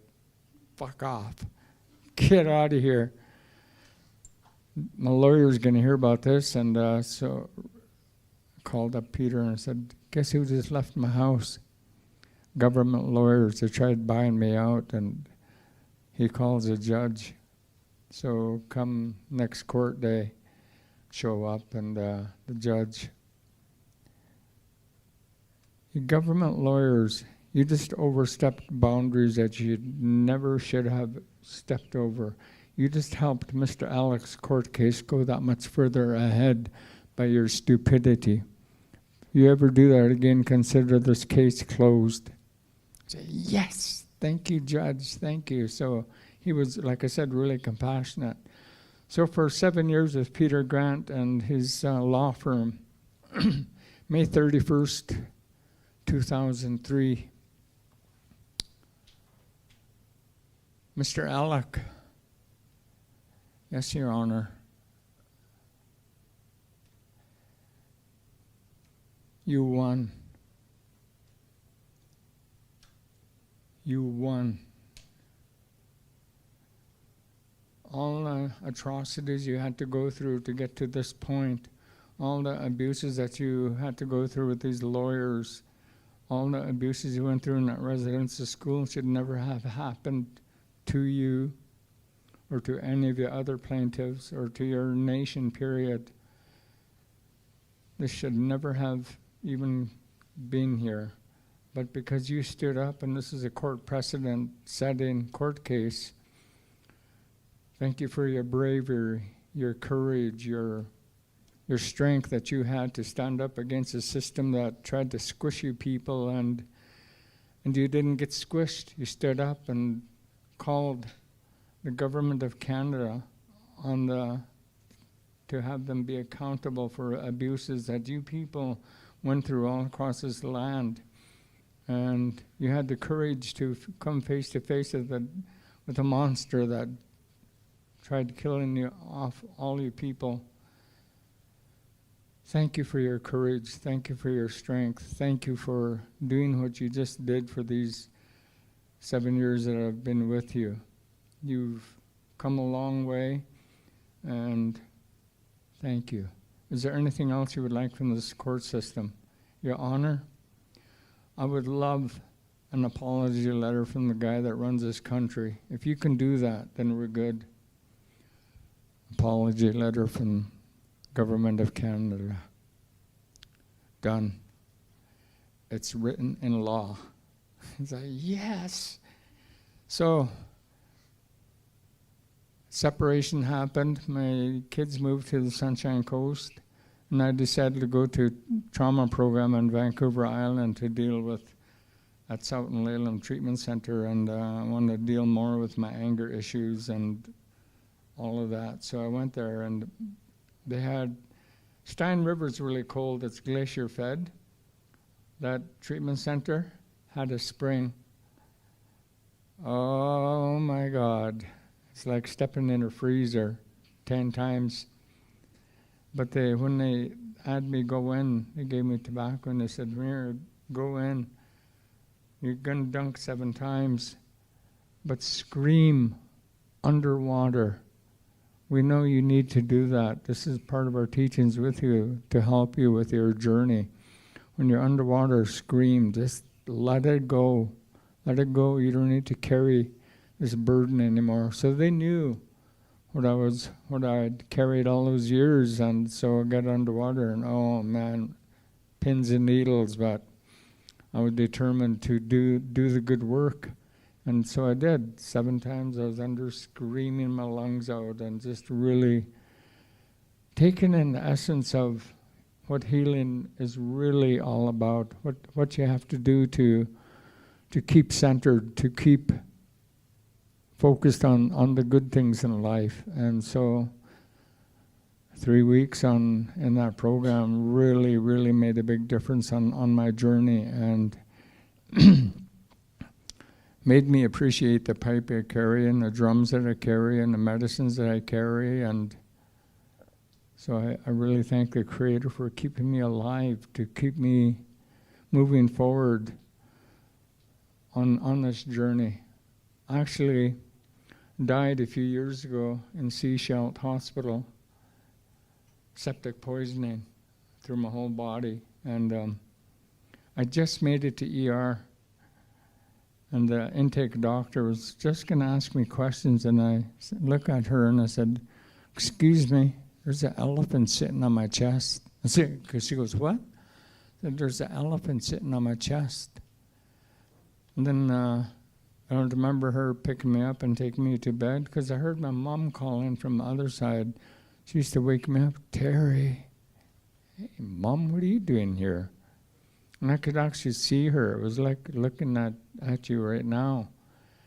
And then I looked behind her, and all the elders and people that I've worked with on my path were hovering behind her. And I said, wow, it was so peaceful. There was no more pain in my body. And then my hunting brother from Seashell Nation, he died on the same day as my mom, but 2 years later.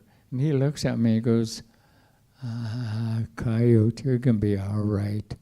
The doctor was my own family doctor that was on duty. He jabbed me in the leg with a rescue needle, pulled me back in my body. "All right, he's back. Memo to all ER staff, Mr. Alec is mine. He's mine."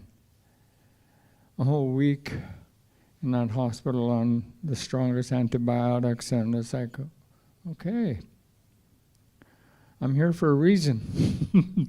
To continue sharing, continue drumming and singing and educating people about a system that almost destroyed us. And so I thank each of you for your time, for a moment of journeying with us.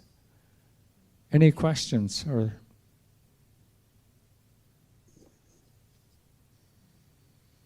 how are we doing? Good? Wow. Terry talks a lot.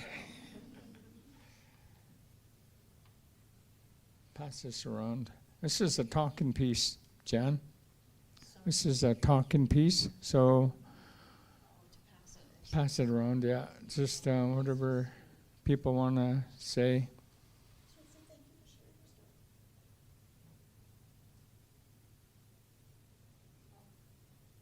Did you want the mics? No? Okay.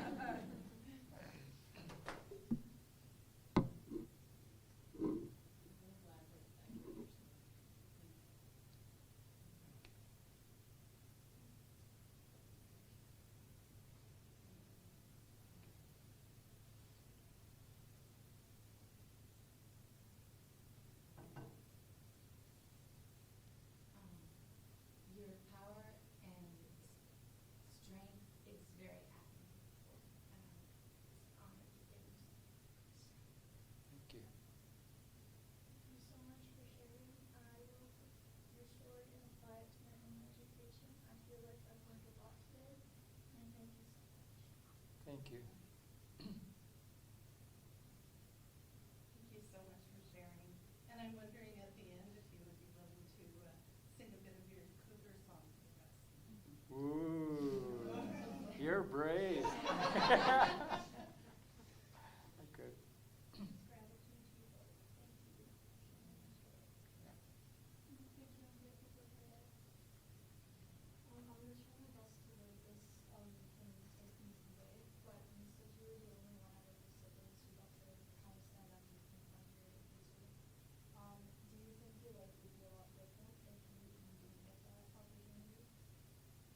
probably would have been dead. Thank you. Thank you both for sharing with us, and thank you, Sion, for organizing this. I really appreciate it. I'm Chris Clarkson. I teach history here and teach Indigenous history here. And I had a question about when you brought your case against your abuser. You didn't mention when that was, and I was also interested in whether you had any connection with the people at Williams Lake who prosecuted their cases as well. 1987, when took Derek Clark to court, like when I did that initial disclosure to the RCMP, they were so grateful, and right away they went down and they arrested him right away, just to stop that abusive cycle in Vancouver. Like I said, he was abusing kids and elders, and so we helped stop a pedophile, an elder abuser. And so yeah, in 1987 when all of that happened and the court case happened in Kamloops. So if you Google Terry Alec, Derek Clark, it'll be there. Of course, you'll see a lot of it, Terry Alec court case and many other things that I've done since then.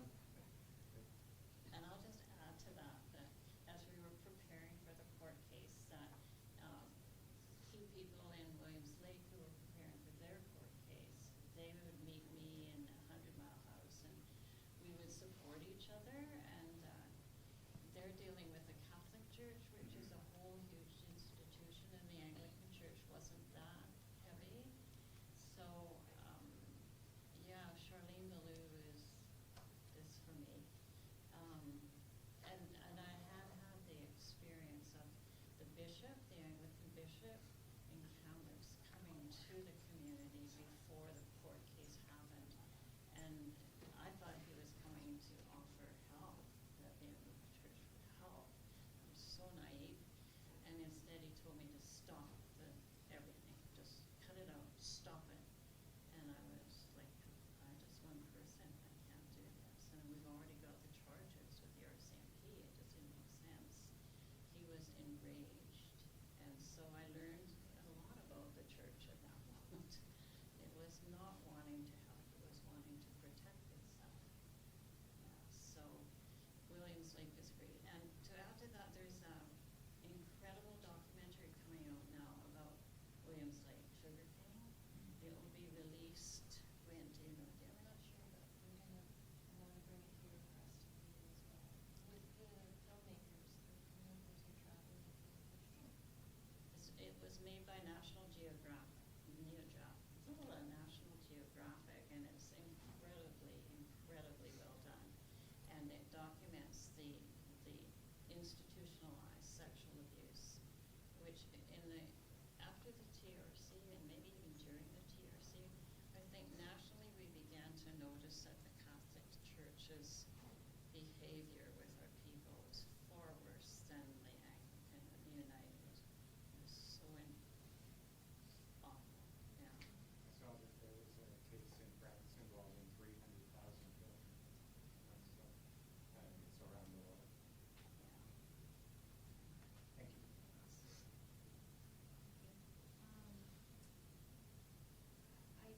Just so grateful for the story and the sharing, and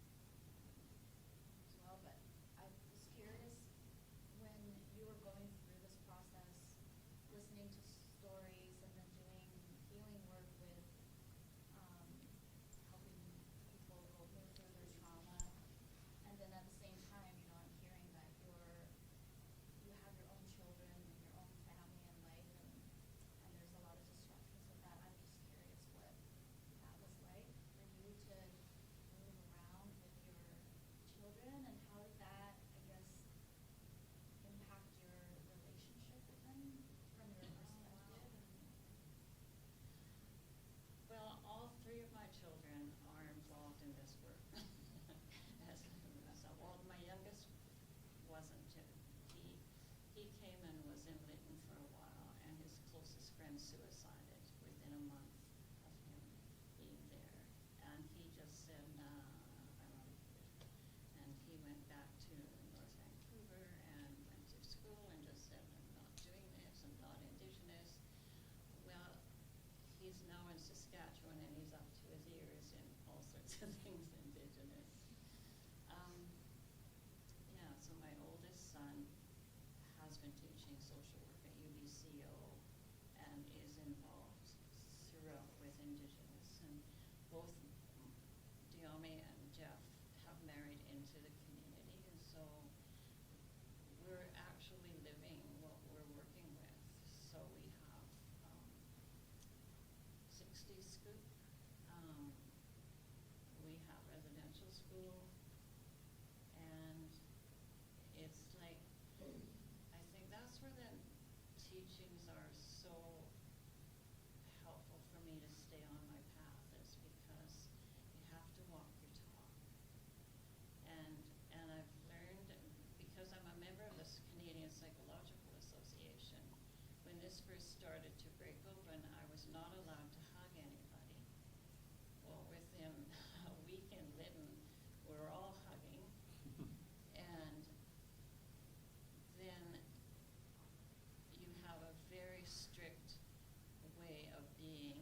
You are walking with this particular gift that you give to other people, and as a psychologist. And Indigenous teaching just blow that wide open. Like it's like we are sitting together sharing this. So for example, I've had an example where this incredible woman was sitting with me, and she was grieving her son's murder of someone in Kamloops. It was a big, very public murder, a big trial, and she was doing her own work with that.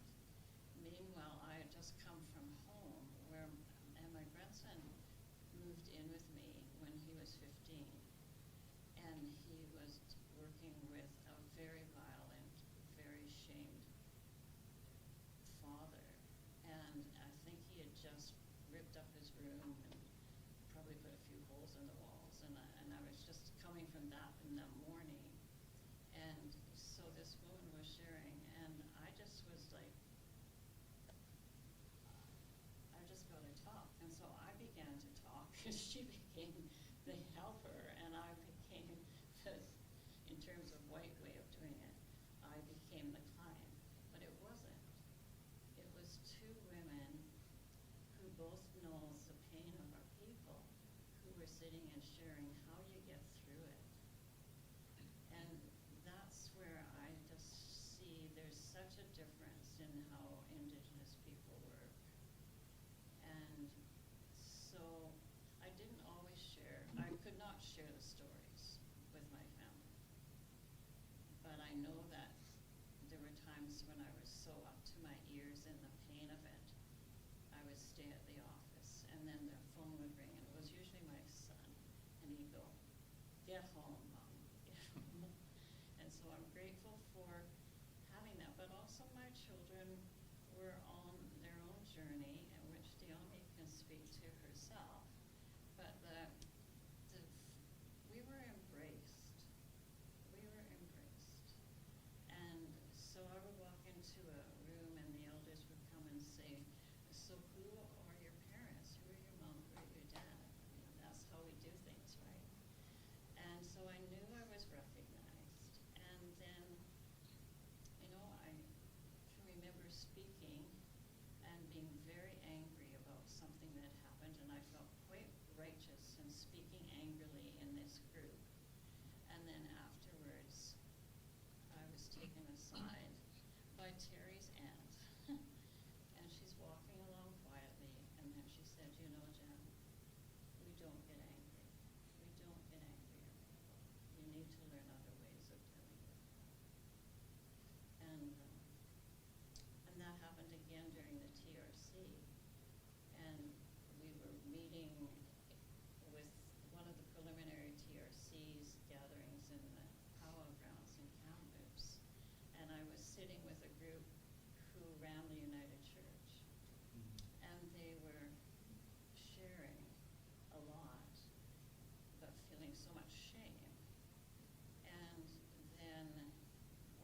said, well, we can't handle this person in our office, so Jan, will you come back to Toronto and with us and work with that? And I was like, sure. And then our circle ended shortly after that, and we all said goodbye. And I look up, and there's 4 women, all elders, standing over there, and I knew they were waiting for me. So when I went over, and they hugged me and loved me up, and then they said, you don't walk with other people's shame. They need to face it themselves. Leave them to learn and respect that. And so I've done that. But that's how, you know, in Indigenous terms of loving, that's equal to, you know, in our mainstream ways. So it's a whole different way of walking and learning, and not too many people in the Canadian Psych Association walk this way. But there's some new ones coming on, and they do. So to answer your question, I think my whole family got involved in what I do in their own way. And we all love each other and support each other with that as much as we can. But we all have our own guides, and we all have our own elders. Thank you for asking that as well. My daughters echoes my oldest one. She went to Vancouver Art School in Vancouver and learned how to run a recording studio, learned how to video, learned how to get ready for communicating with people that were hurting. And guess who was the first one? Dad. Dad, after she graduated, she goes, I think I'm ready to hear your story now. Like she accidentally walked into one of my stories that I was sharing in Seashell, and she was coming to get something from me, and I was sharing with a whole bunch of students and teachers about my journey and how painful it was, and the separation from my kids, and I guess she heard that, and not realizing she was standing by the doorway and listening to my whole story, and had her in tears, and she goes, oh my God, she'd never heard my story. And so during COVID time, she flew from Qualicum to Seashell, and she goes, Dad, I'm ready to record your story. I want everything. She goes, I've done enough work on myself, but I know it's still going to be emotional. And so we did. She showed up with her camera, and I put on my cedar hat and regalia, and I said, okay, if we're doing this, we're going to do this my way.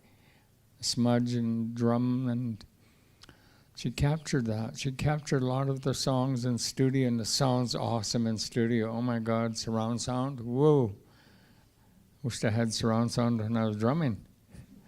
Anyway, so we did spend quite a few days together sharing and just releasing all that trauma between her and I.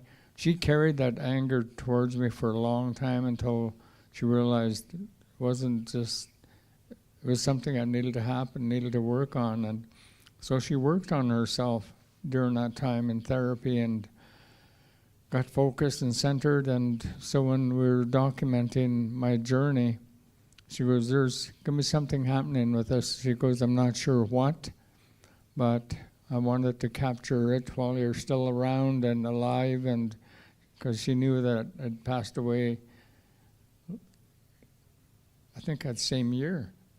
So she knew that, and she goes, I want to capture everything about your journey. So we went to Lytton, Kanakabar, where I was taken from to the residential school, and then we went to 14 Mile, where I grew up as a little one, and did stories there, and then we went to the residential school site and did stories there, and showed her where the boy side was, the girl side was, auditorium, the white building that had grade 1, 2, and 3 in the gymnasium, and so shared as much as I could with her, and she captured every word, every essence of my journey, our journey as a family. And then we went to the healing gathering site that Lytton community used to host years ago, and captured more stories up there, and the healing work that we did with hundreds, if not thousands of people that would be bused to the healing gathering. And my younger daughter, Rainey, she didn't carry that anger or anything or hatred towards me or anything like that. And she was just Rainey, ray of sunshine, you know, and she was called Rainbow in Shem Rainbow in our language, and that's what people started calling her. And but now her oldest son Maverick and Echo's oldest son Luca and Echo's son Cedar, during Orange Shirt Day, and there happened to be an island at that time, and they said, "Dad, you got to come to Qualicum School." Okay, I'll show up. Orange Shirt Day, right? So everybody's wearing orange shirt, and my grandsons were beaming. They were so excited to show me their project that they'd worked on. And they had a poster board. They had pictures of me when I was a baby, and then all through the different growing years and up to the point where I had my regalia on, and said, "We're honoring your grandpa for surviving the residential school and for standing up for all of us, and you helped break a cycle, Grandpa. Thank you." And it's like, oh, talk about melting your heart, you know, watching grandchildren do something so epic in their lives. And so I'm really proud of my we have 6 grandsons and 1 granddaughter. And October I'll be going to the island to visit them and do a workshop over there. So, and then my stepkids, 2 girls and autistic son. The one older girl lives in Langley, and she works at Surrey Hospital ER as a clerical nurse, and busy, like she does night shifts, and has her own son who just turned 16 has learned how to drive, and an older stepson who's 18 and is gearing up to go to BCIT to do mechanicking. And so, yay, grandsons. And Caitlin, the one that her and her hubby bought a home for Christine and I to live in Edmonton, because Christine had long-term COVID and was losing the balance, couldn't communicate, had a hard time. So for 6 months, our daughters, Marie and Caitlin and Brian, said, "We need to do something for your mom." So they bought a house, and they said, "You guys are coming here." They bought a house for us, and they said, "We're not ever going to raise the rent for you, and you have a permanent home." I was like, wow. So Treaty 6 has really been treating us nice. And, oh, so you guys are the drummers. We actually had newspaper people show up and at our drum circle, and the mayor, and it's like, wow, you guys are pretty friggin' awesome. Wow, thank you for sharing your medicine with us. And so, yeah, all of our kids are really involved in our lives yet. Caitlin's the teacher, the one that's in Edmonton. Echoes produced a documentary on my, not only my journey, but 3 other elders that were living in Seashell at the time, and it's called Awaken. So if you Google that and check it out, it's part of this journey that we're sharing with you, Awaken. And Echo does all the music in there, and she did a traditional hand-poking tattoo on my arm, the sun man, and because I'm a Leo and I'm a sun god, and I soak in the sun as much as I can and try to keep my indigenous going. So that's my family. Thank you for your story. It is coming from the Treaty 6 area.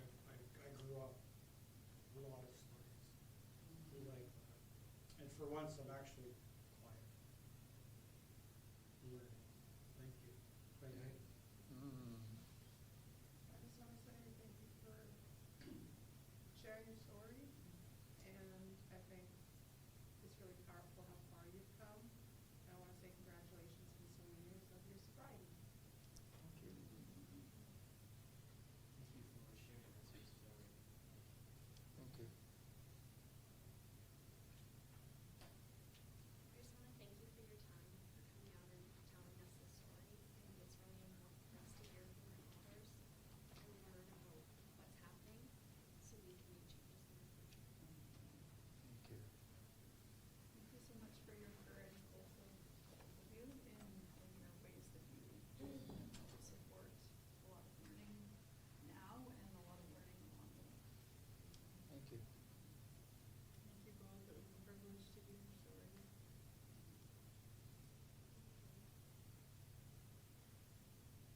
Being an international student and hearing all the stories, dark history about Canada, I feel really upsetting. And I feel honored to be in front of you guys and all these things, how you struggle and fought for the right of the indigenous people. Thank you. Congratulations. Thank you. New pairs, it was a great experience because right now in Canada it was my first experience. But I'm so grateful to listen to the story from others. And there are major things which also relate to my own story. So it was so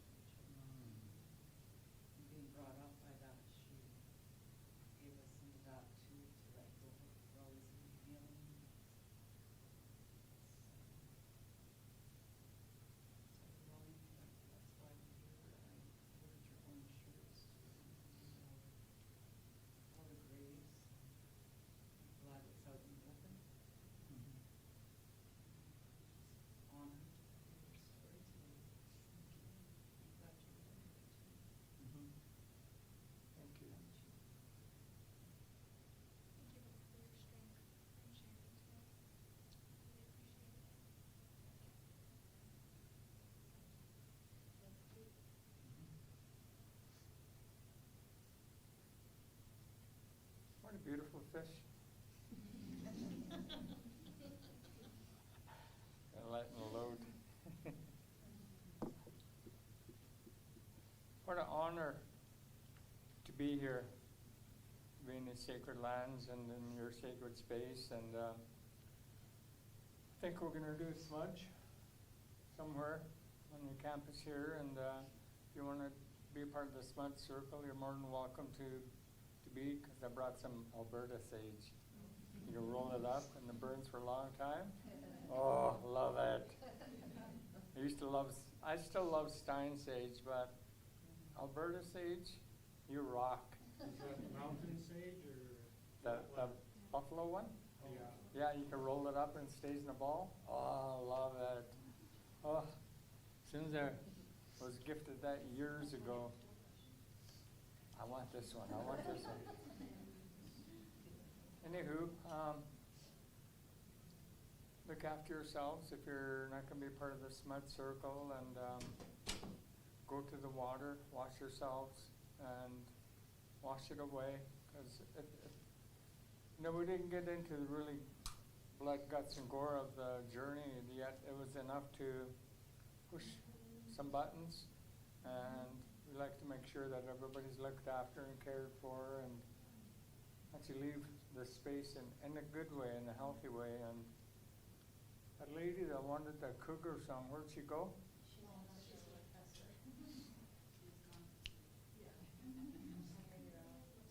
She's missing out. Would you mind if I recorded the audio for that? Go for it.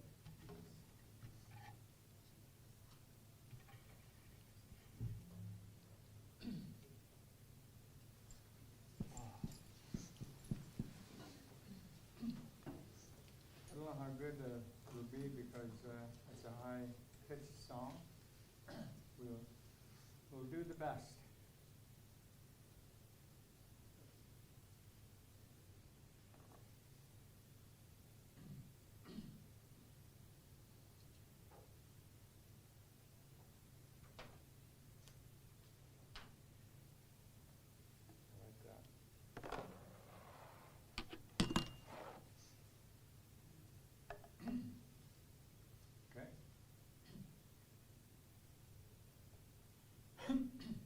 So if you can imagine that cougar flexing his muscles, licking his chops, swishing his tail, and you're face to face with this beautiful looking four-legged beast that's looking at you as lunch.